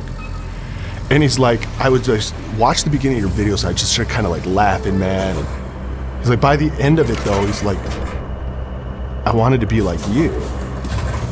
Like, that's not your life anymore, but this is it's my life right now. And he's like, it inspired me to get sober. You really put the you in rest. Because you could do it, and you knew what it was like to be there. You didn't lie about it. You knew what it. We need to start producing it again. That means collecting enough resources and plotting supply routes to the concrete slabs facility.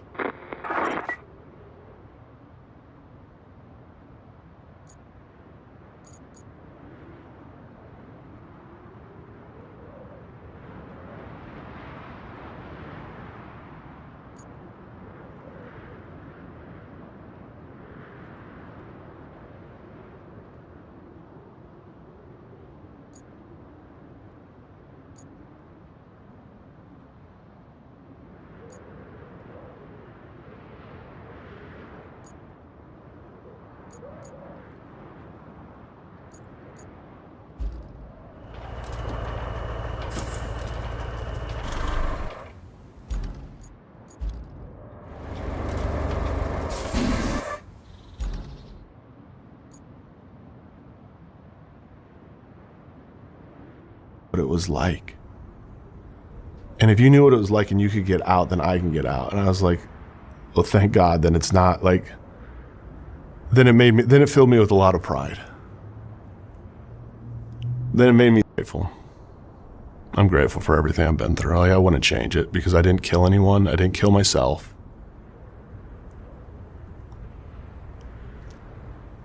And I used to take it as offense. I'd go to rehabs. And people would look at me and go, I recognize you. I'd get high to your videos. And I took that as insulting. Like, I was mad. I was like, my videos weren't to get high to or whatever. And finally, it was this year, I asked somebody. His name was John. I still talk to John. He goes, dude, I used to get high to your videos. I go, what do you mean by that?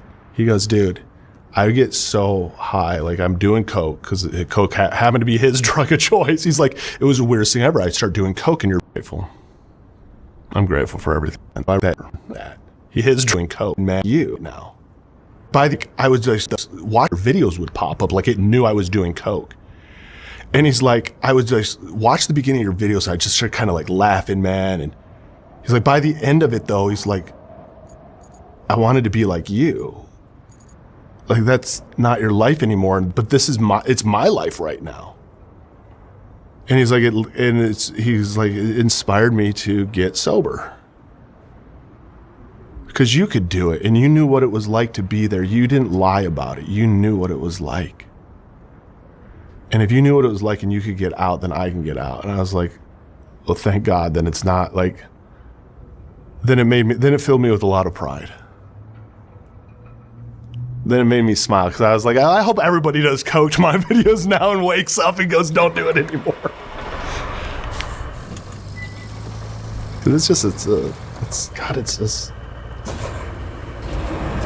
it's nothing like it's portrayed.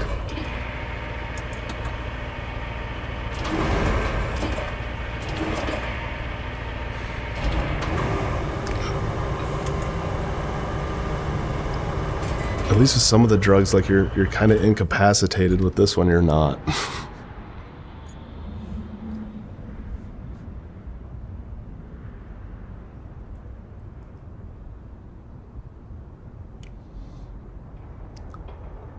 And I used to think, how could heroin addicts just keep trying to find veins to shoot up? Like, at what point do you realize not to do it anymore? But then I realized I did the same thing with my nose. Finding all these fucked up ways to like clear out my nose so I could just keep doing it. I was no different than them.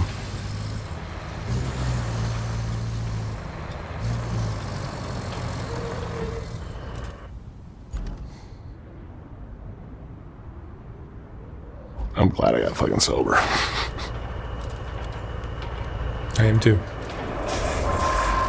All right, Eric Zink, thank you so much, man. Yeah, absolutely. Incredible talk. You're doing a good deed. When I was designing the first Soft White Underbelly book, I realized that there were so many great portraits that weren't going to make it into that book. They just wouldn't fit. And once I saw how well that first book sold, I knew I'd have to design a second book. This second book is finally ready to ship. Like the first one, this book has a collection of some of the best portraits from Soft White Underbelly, accompanied by a quote from that person's interview. This book features another group of Rebecca portraits, as well as a collection of color images of the Whitaker family, and plenty of others. You can order yours for $125 or $150 for a signed copy at softwhiteunderbelly.org. Again, like the first book, once this book is sold out, I will not be printing more of them. The portraits are what Soft White Underbelly is all about, and these two books contain the best of all that work. Thank you for watching.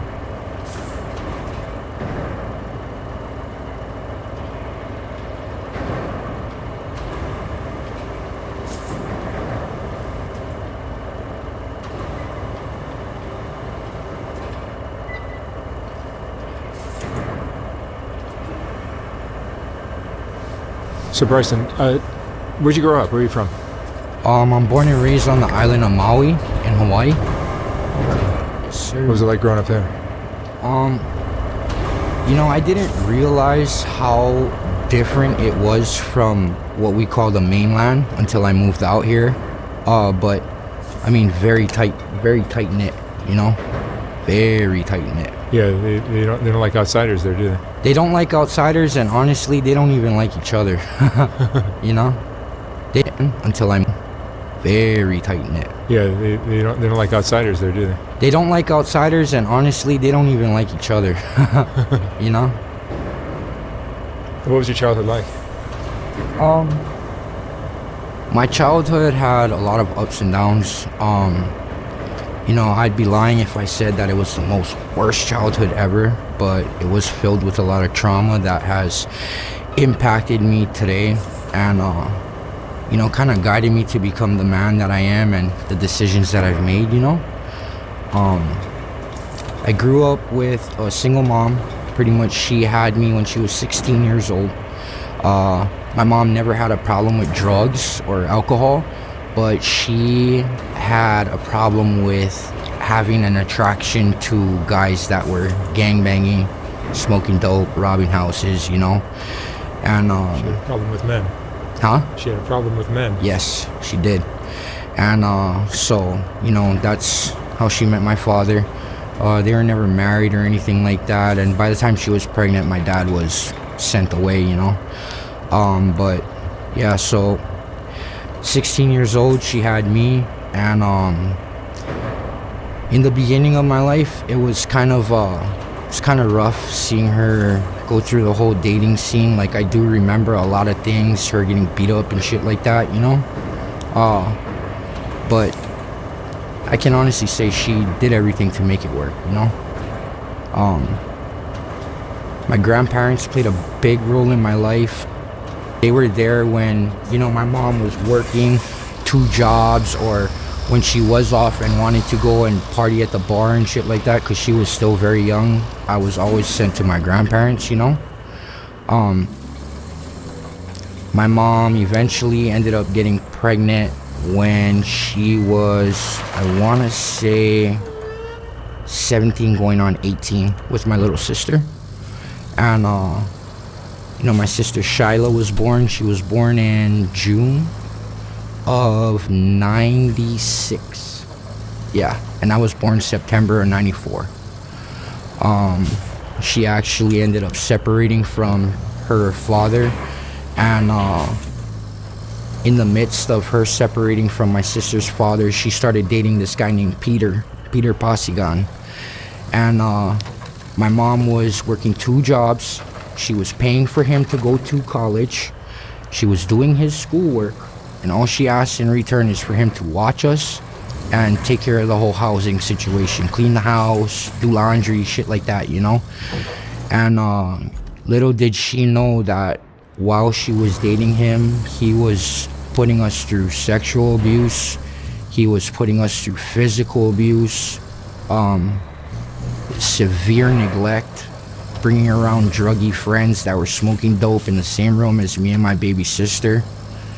And you know, eventually one day, I don't know exactly what it was, bro, but he snapped. My mom was at work.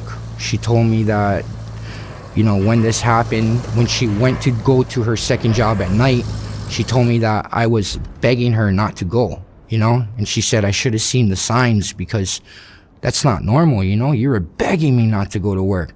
And yeah, she went to work. It was Halloween night. She was working at Jack in the Box, and I don't know what it was. He must have got a bad batch or something like that, but he fucking snapped, dude. Couldn't get my sister to stop crying, so he picked her up by her feet and repeatedly smashed her head into the wall until she was not making any noise, movements, anything. And this happened right in front of me. I was 3 years old when this happened. Do you remember this? Yeah, I do vividly. I have a pretty bad PTSD from it. I'm sure. 3 years old is probably an age where you can probably remember something that... Yeah.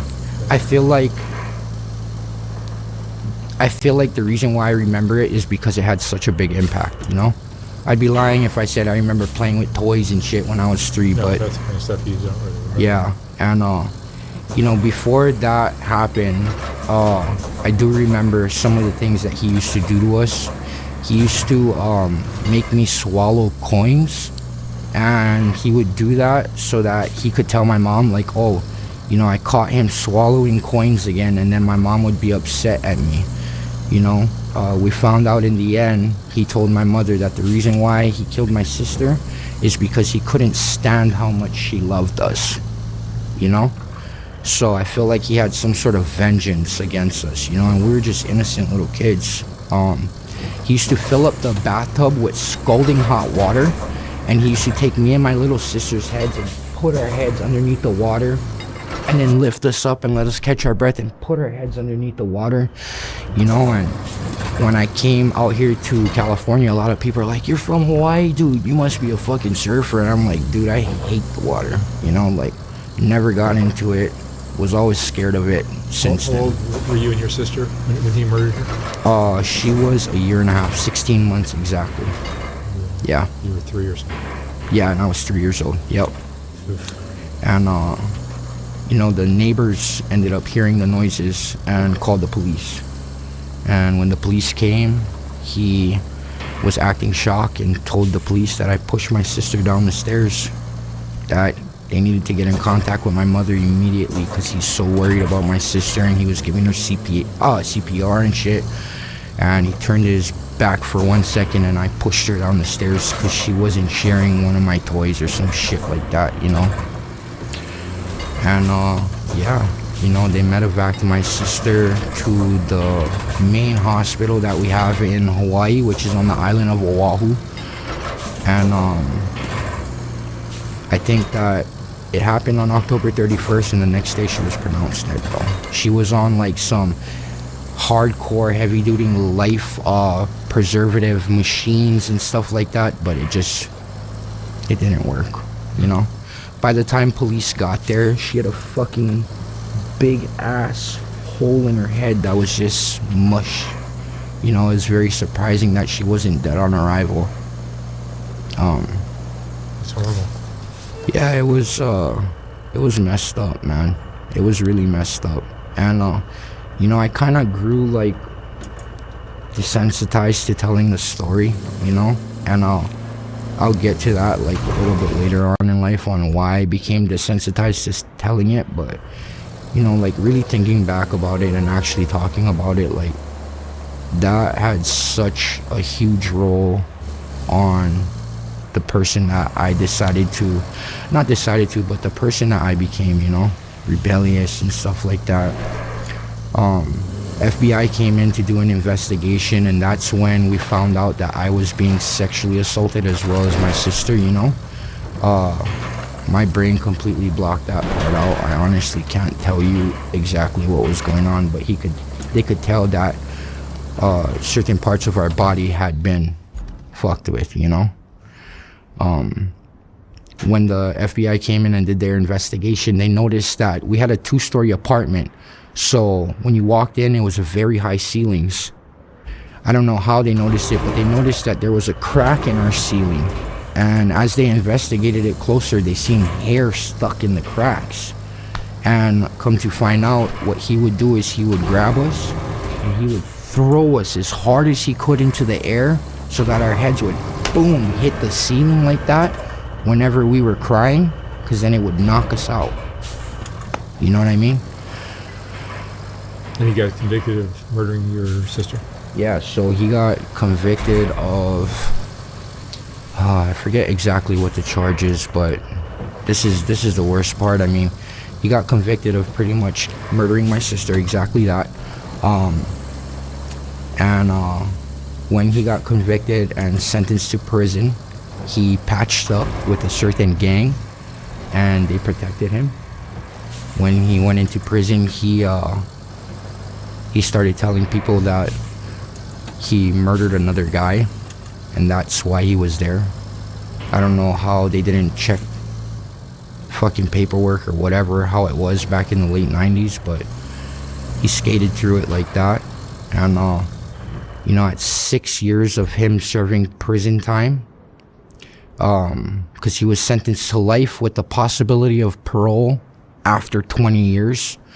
After 6 years of prison time, he was viewed as like a star inmate, I guess you could say. You know, like an inmate that abided by the rules, didn't cause any problems and stuff. And they pushed for early release on good behavior. Yeah. He got only 6 years for... Only 6 years serving time. So what had to happen was my mom had a lawyer, and her lawyer advised her that we go get a petition signed. So, you know, the island already is so small as it is, and, you know, God bless my mom having to relive this shit every year. But at 6 years, when they wanted to give him early release, we had to go around the island door to door and tell the story over and over and over again until we got, I believe it was 1,000 signatures. So, you know, she had to relive that, tell the story over and over again. And then now, like, everybody knows what's going on, you know? And it was just messed up. So they denied his early release. And at 9 years, it came up, and it came up for early release again. We went to petition, we did the petition, got the same amount of signatures, but they released him. So 9 years of prison time for murdering an infant. Yeah. It is, you know, and it's very unfortunate that the system works like that out there in Hawaii, you know? And that's why you can talk about it so easily, because you've told the story 1,000 times. Yeah. Yep. And, you know, it's just really unfortunate. So he had to abide by one rule. He was 86 from the state of Hawaii, not allowed back. He was to do his parole with his sister in Alaska, and he was never allowed to come back to the island. And just last year, my mom called me, and she's like, "What are you doing?" I'm like, "Nothing." She's like, "I need you to sit down." She's fucking crying, frantic. I'm like, "What's going on?" She's all like, "Peter just got arrested on Oahu, and they called me because they gotta notify me when he gets arrested on island." She's like, "I don't know why the fuck he's back here in Hawaii, but he's not supposed to be." And that parole violation right there was supposed to be it. You fucked up on that, you're gone forever. They released him. Yeah. So. Yeah, it's unfortunate. So he's a free man now? Free man, you know? And that is, God bless America. God bless America, you know? That's one of the situations at which I wish Hawaii prison system had the same politics as California's prison system, you know? Because if he would have walked into California with that charge, he wouldn't have been able to serve those 9 years. Because he'd be dead. Yeah, they would have fucking killed him, you know? So anyways, I mean, you want me to move past that, keep going, telling you what's going on? Or? Yeah, what's going on? What happened to your eye? So with that, I was walking at, so we got one big mall on our island, and I was walking in the mall with my girlfriend, just a normal day, broad daylight, you know, spending time with my first girlfriend that I've ever had. I believe this is freshman year, freshman year, and I'm walking with her, holding her hand, and out of nowhere, I realize that I'm on the ground. My face is fucking hurting, I can't see out of my eye. My girlfriend's fucking screaming and crying. I see that there's blood all over the place. And come to find out, somebody from the rival gang of where my father is from wanted to get his hands on my father and couldn't. And ended up seeing me at the mall and fucking stabbed me in my face from behind. I believe he was 34 years old at the time. Yeah. So I got rushed to the hospital. They fucking did their best to like bandage up everything to stop the bleeding because I was bleeding profusely. And I got medevac to Queen Kapiolani, that's on Oahu, the main hospital. And they had to take out my eye. They had to cauterize some arteries that got, you know, punctured and shit like that. And I mean, long story short, that guy ended up getting arrested that same very day. He wasn't able to run. And my father ended up crossing paths with him in prison and killing him. You know? It was just a really fucked up situation on me getting, like, how do I put it? Getting caught in crossfire. Because you were like 14? I was 14 years old. I was a fucking kid. Freshman. And I wasn't even into, like, gangbanging and shit at that time. I was still just, like, a normal kid. You know, at that age, like, I was racing motocross. Almost came professional when I was around, like, 17. Got sponsored by Troy Lee Designs himself personally. Came out to Maui, flew my family all around to race and shit. So I was a good kid, you know? Until you lost your eye. I lost my eye, and that made it very hard, man. Made it very hard because I started getting fucking bullied in school. You couldn't do motocross. I couldn't do motocross. I lost my depth perception. I could barely... I had to relearn how to walk. I had to relearn, like, everything. It was so fucking hard, man. It was really hard, you know? My mom was devastated. She was devastated and she was pissed too at the same time, you know? And she felt like it was her fault because, you know, not only did I not deserve that, but she felt like because that's who my dad was, she felt kind of guilty, you know, because, like, she should have protected me from that type of situation, but there's nothing that she could have done, you know? We didn't know that there was some sort of bullshit going on with him and people wanted to kill him. Like, I never kept in contact with my father while he was locked up, you know? So yeah, I mean, my dad ended up getting paroled out. I mean, not paroled, my bad. My dad ended up maxing out when I turned 19. So right before I turned 19, my dad ended up maxing out.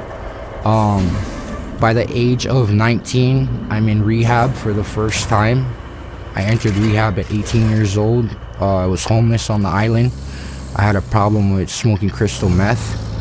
And yeah, I was heading down a really bad path really fast.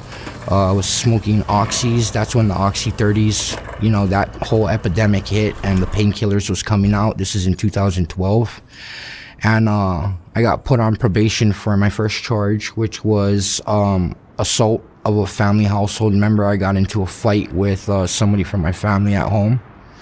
And I couldn't stop smoking dope. So I had to go to rehab because my probation officer was going to violate me. I went to rehab. My dad paroled out. You know, my mom thought it would be a good idea for my birthday, my 19th birthday, to bring him up to the rehab, you know, to see me and stuff like that. Help, like, not help, but celebrate it with me, you know? So I seen my dad for the first time, especially as a man, you know? I only seen him over, like, video screens that the church would do back then when we would do calls to prison and shit. And I remember specifically this day because he was walking down from the parking lot to where I was sitting on the table where they did visitations at this rehab. It's called Aloha House. And he had his arm around my mom. And, you know, I hugged him and stuff like that, and we greeted each other, and we sat down, and I told him, look, Dad, I just got to tell you straight up, I'm not okay with you putting your arm around my mom. Don't ever think that you guys are going to get together, because that's not going to happen. And right there, the whole situation flipped. He looked at me in my face, and he said, you think you can disrespect me like that just because you're my son? I said, tonight I'm going to come back, and I'm going to put a fucking bullet in your head. And he walked away. So the beginning of my relationship with my father was not good at all, you know? Wow. Yeah. Not good at all. Is it cool if I hit this? Absolutely. Cool. Yeah.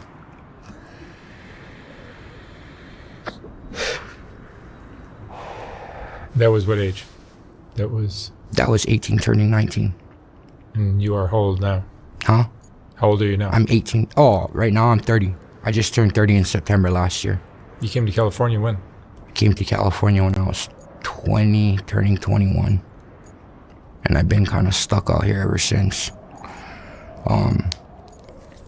I came out here to try and get away from the island, get away from the relationships that I had out there because they were very toxic, and the drug use, you know. While coming out here and doing that, I ended up making friends in treatment who are from California, who could get their hands on drugs that were way stronger for way cheaper. Everything's so expensive back home on the islands, you know. And I got introduced to black tar heroin. Within 2 years of me being up here in the mainland, I got introduced to the needle. I started shooting up heroin and crystal meth. And, you know, I want to say that honestly, fear has kept me sober for a long time when I first came up here because I didn't know where the fuck I was. You know, I'm just a kid from Hawaii on an island. And what we know of California is Compton, Eazy-E, fucking shoot you for the wrong shirt color, you know? That's what I honestly thought it was. So I was really scared of being homeless, you know, fucking up and them kicking me out of a rehab. And that's what kept me sober for a while. And I ended up meeting a girl out here from Inglewood. And she's a local, you know? And we got together in rehab, started dating. And, you know, she had family, she had connects out here, and she was also normal to the motel hopping and shit like that. So I got used to being homeless out here. And to be honest, that's the reason why I'm so desensitized to telling my sister's story. Because I've been in rehab so much times that, you know, when I meet a new therapist and they ask you about your trauma and shit like that, I have to tell it over and over again, you know? And, yeah, my addiction's just been a progressive fucking hell, man. It's been a progressive hell. I've had some success, I'm not gonna lie, you know. I did personal training Oceanside, I was making good money, put together some good amount of sober time, but I don't know what it is, man. I feel like something's missing that keeps taking me back out, you know? And you're still using today? I'm still using today. I have a very bad addiction to fentanyl. Fentanyl is my #1 drug of choice. I also have a very bad addiction to crack cocaine. I smoke meth when it's around. I don't buy it because, you know, everybody's smoking it. So. But the uppers are something that a lot of fentanyl addicts will use just to kind of keep them away? I do uppers specifically so I can do more fentanyl. Right. When fentanyl first really hit the scene and was big in 2019, they had stuff that was coming out here in California that you take one hit and you fucking die, you know? And that's when I got addicted to it. It's either my tolerance or the strength is nowhere the same as it was before. But yeah, that's primarily why I do uppers. And honestly too, I got really bad into smoking crack and shit like that because when I was homeless out here, I was scared to go to sleep at night, you know? Had a couple of bad situations where I fell asleep. I was homeless under Venice and Sepulveda, that bridge right there. I was homeless under there for a while. That was my first spot being homeless in LA because most of my time in California has been in Orange County. And being homeless out there, I learned the hard way that you cannot fucking fall asleep around people that are in the streets in Los Angeles, anywhere, you know? That's where I started getting addicted to my uppers. Yeah.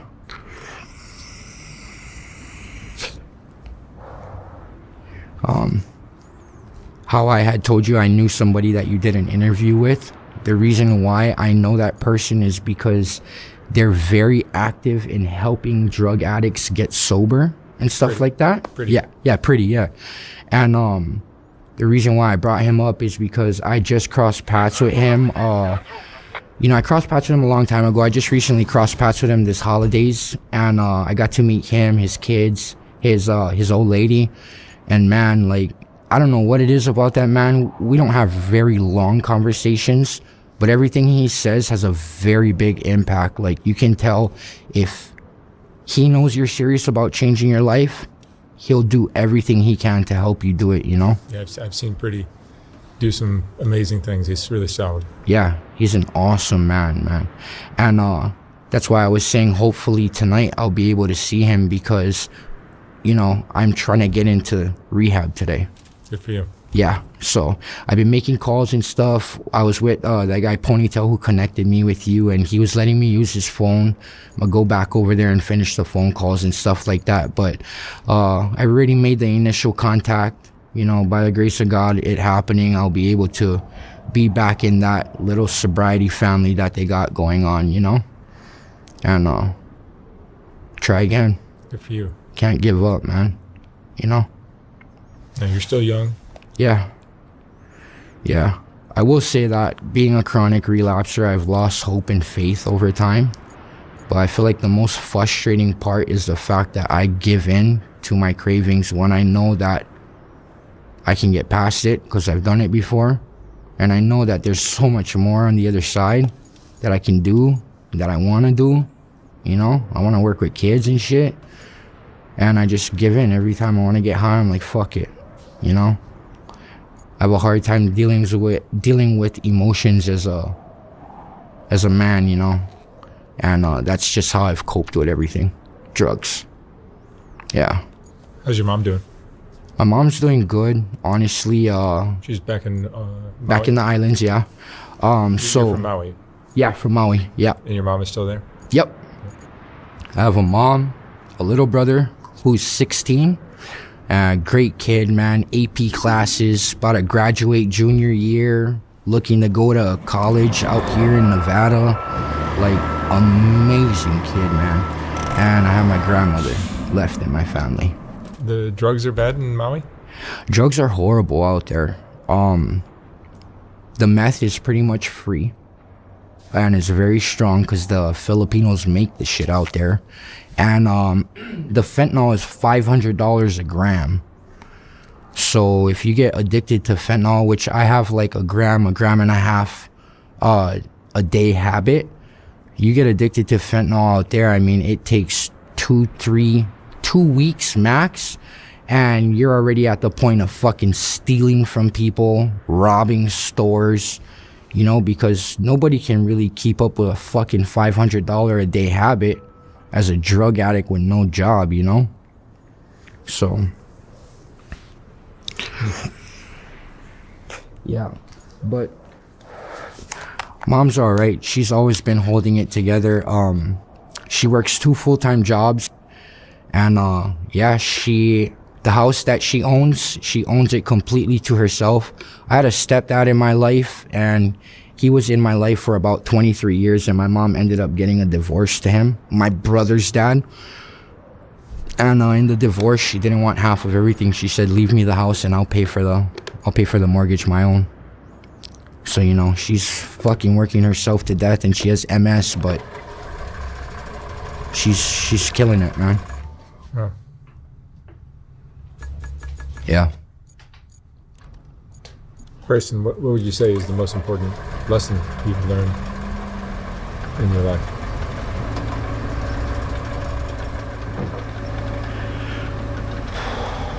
The most important lesson that I've learned in my life is, oh man, I'm gonna have to say at the end of the day, you're by yourself, and you have to face your problems alone. You know, even having family support and stuff like that, to overcome problems and stuff like that. This is just my experience. I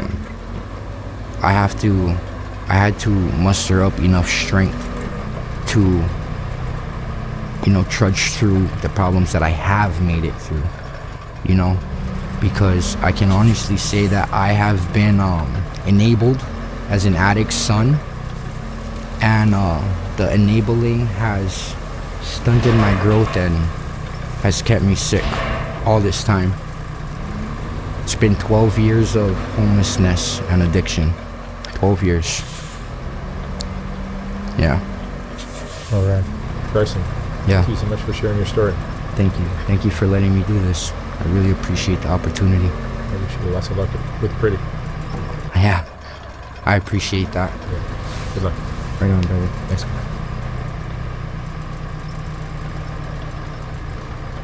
Even though Soft White Underbelly consists of a lot of videos, it's really still a photography project to me. And if you appreciate the photography, sometimes it's difficult to enjoy it when it's scrolling down the screen, which is the only option I had in this. I don't know your name, but I want you to follow along. And Hannah, you too, with a little experiment. We're starting right off the bat. Just so you know ahead of time, my first depressive episode was 20. That's not as crazy, but at 26, when I had my manic episode and left my wife, and that's when everything goes crazy. But I don't know. Well, let's start at the beginning. Where'd you grow up? Where are you from? Yeah, I was born in Vacaville, California, so not too far from here. Up north? Yep. Then tell me about your family. Yeah, I guess we can start at the beginning because my first memory is kind of traumatic, honestly.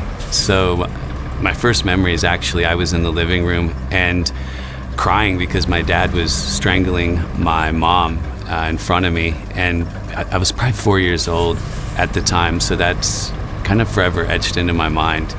My dad was an alcoholic and used drugs also. I don't remember him being around, much in my life. It's very confusing though, because when he was around, he would try to shower us with gifts and love and affection, but he was mostly out partying with his friends. So kind of at a young age, I didn't really understand, what love was. It was a kind of a confusing childhood with my dad kind of always being gone. And he was in your life for the duration? No, my parents finally ended up getting divorced when I think I was 8 years old. At the time, my mom kind of gave my dad an ultimatum to stop bringing drugs into the house, and he didn't do that. So she took us 3 boys and left. You think your dad was bipolar? I don't know. I know that, and then bipolar, yes, is going to be a big part of this story. But I don't know. A lot of his decisions looked like it. Bipolar is, a lot of it is genetic predisposition, and there is a lot of that on my mom's side of the family, and then also in my immediate family, besides my dad. So I do think I had a genetic predisposition. My dad's decision making seemed bipolar, but he's not one to go to the doctor and get diagnosed. Right. And how was the rest of your childhood after your dad left? It became very different after that. So I think because my mom remarried my stepdad and became very strict at that point. I think they were looking for order in the middle of chaos, and we started going to a strict independent fundamental Baptist church. My sisters couldn't wear pants. It was, there was a bunch of these kind of like legalistic rules, so it got very confusing for me at that time. I went to school in this it was a little trailer, double wide, with like 20 kids from kindergarten to 12th grade, and we were doing self-taught curriculum. The teacher there wasn't a teacher, she just graded our tests. So yeah, it was a weird experience kind of going to school in that little trailer, and wasn't allowed to watch normal movies, wasn't allowed to watch TV. And so honestly, if I characterized the rest of my childhood, I felt like a complete outcast because I had nothing to relate to with any of the other kids, so I kind of withdrew a lot and kept a lot inside. You graduated high school? I did, yep. And then my parents gave me 2 choices. I could either go into the military, which is what my stepdad did, or I can go to Bible college. And so yeah, my story starts very, very straight and narrow. I went to Christian college after that. And in Christian college, that's where my bipolar journey starts. Because when I was 20, I had my very first bipolar depressive episode.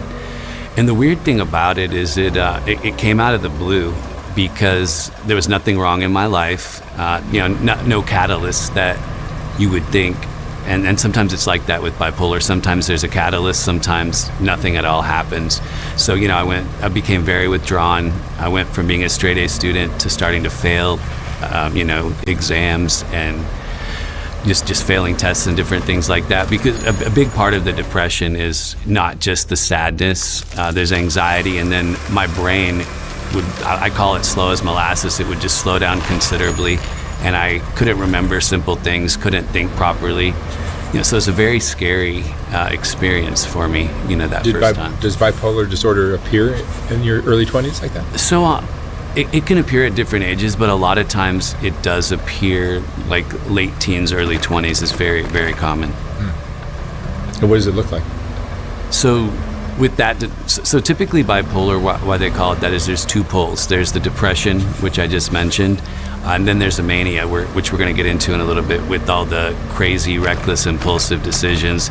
People basically blow their life up a lot of times, when they're manic. So mine started with depression, and the hard part about that is you go to the doctor for depression, they don't expect you're bipolar, so they put you on typically the wrong type of meds. They put you on like a SSRI, which normally you're going to need a mood stabilizer too as a bipolar person. So, but yeah, that was the first time I went to the doctor, was when I was 20. Soft White Underbelly is about giving people a space to tell their stories, even when these stories challenge what we think we know. Thank you for watching. And so your manic episodes look like what?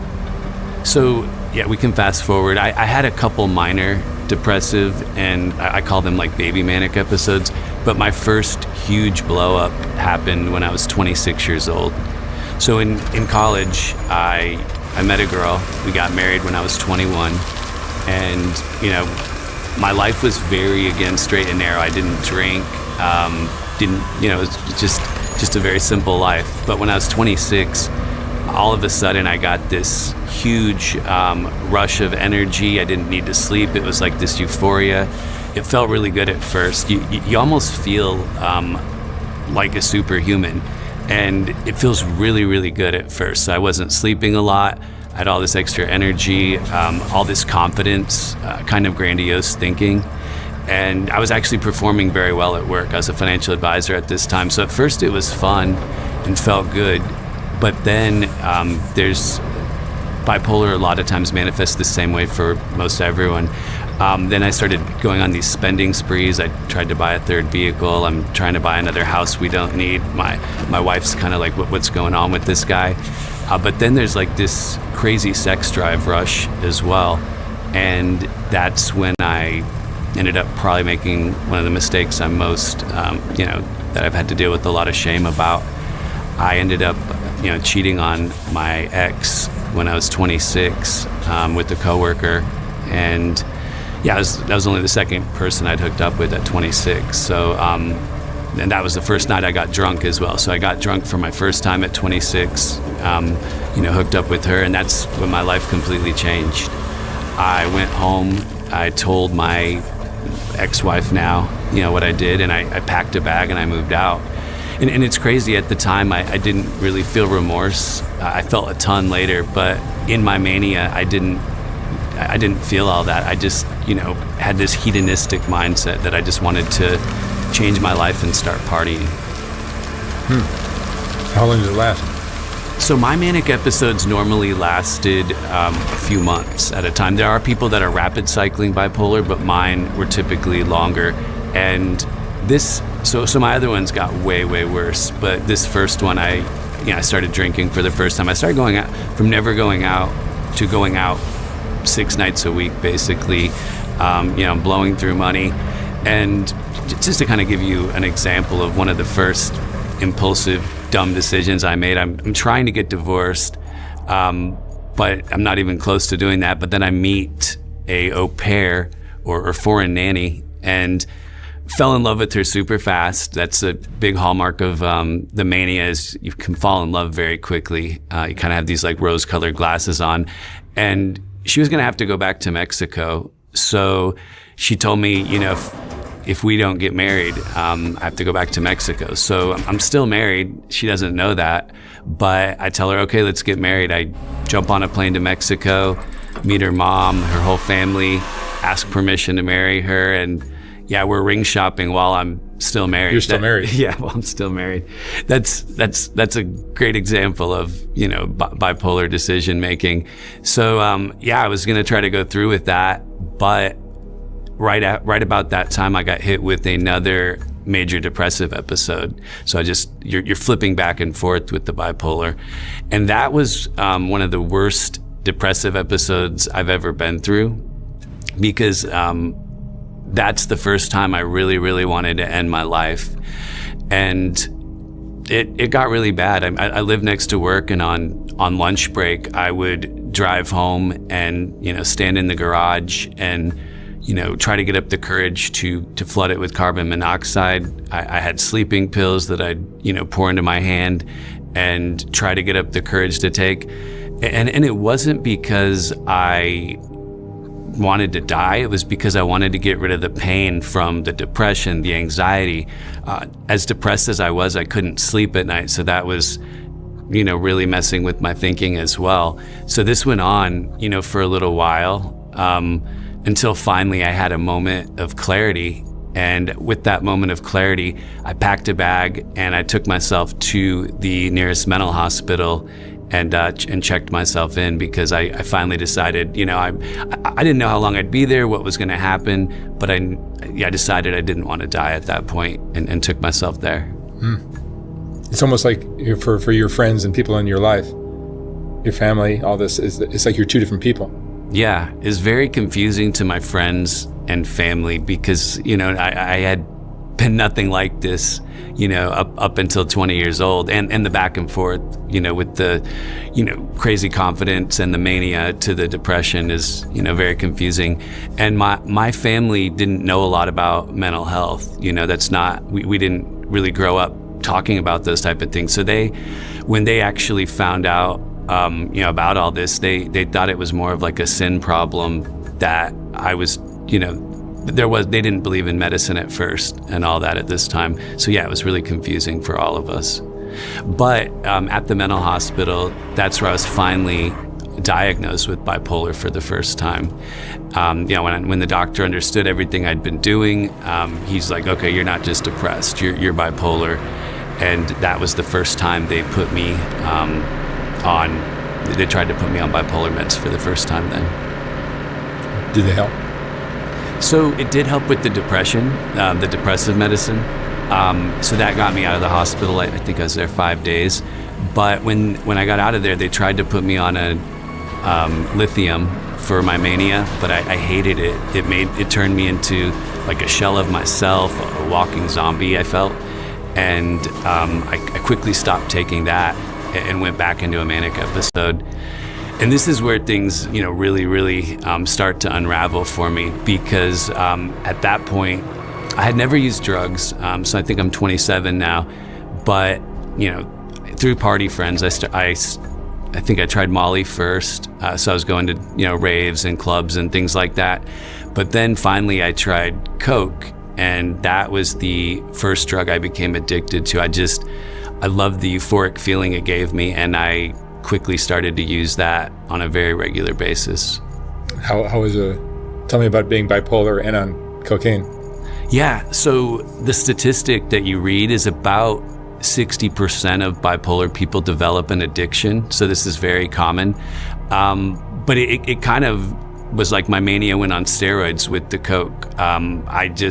Everything the mania made me feel, it made me feel even more. So like I just basically felt invincible and just became a totally different person. My rational thinking was gone. I was in total hedonistic pleasure-seeking mode. That's really all I cared about at that point, was whatever felt good I was going to do, whether it was with women, whether it was with drugs, whatever it was, that was where all my behavior went. And that's when I actually got involved in crime as well for the first time, is right around when I became an addict. And the cocaine use would be all day long, or just certain times a day? Because cocaine only lasts like half an hour, 20 minutes. Yeah. So at first I was doing it at night when I was out, but later in my story I was doing it all day, every day. But at first it was mainly when I was out, which was 6 or 7 nights a week. But yeah, the whole time you're going in the bathroom every 20 minutes or whatever it is. It gets expensive as well. It does. I was working in finance, so I had enough money at the time to feed the habit that I had. And your marriage at this point had been totally done. Yeah, after I cheated on her, I left and never went back. So that by then I'm fully divorced.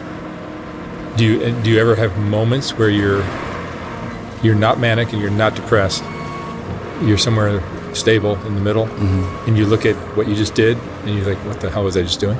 Yeah, so I haven't really talked about that, but between the periods of mania and depression, there are these stable times, and that's when you really regret and have shame for what you've done. But then you're addicted to Coke. So do you still use Coke?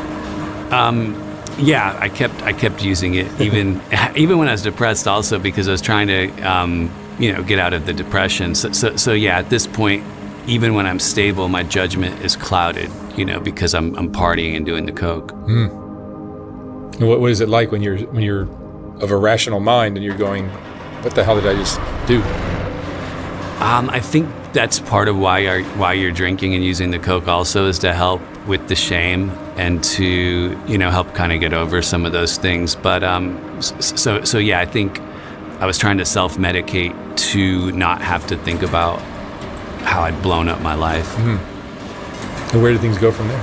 Yeah, so that's when I got involved in crime. So through some party friends, I found out about this scheme that they were doing. It involved healthcare fraud, and basically what they were doing is there's these things called compounding creams, where if you blend certain ingredients like gabapentin, prilocaine, lidocaine, a bunch of different ingredients together, they can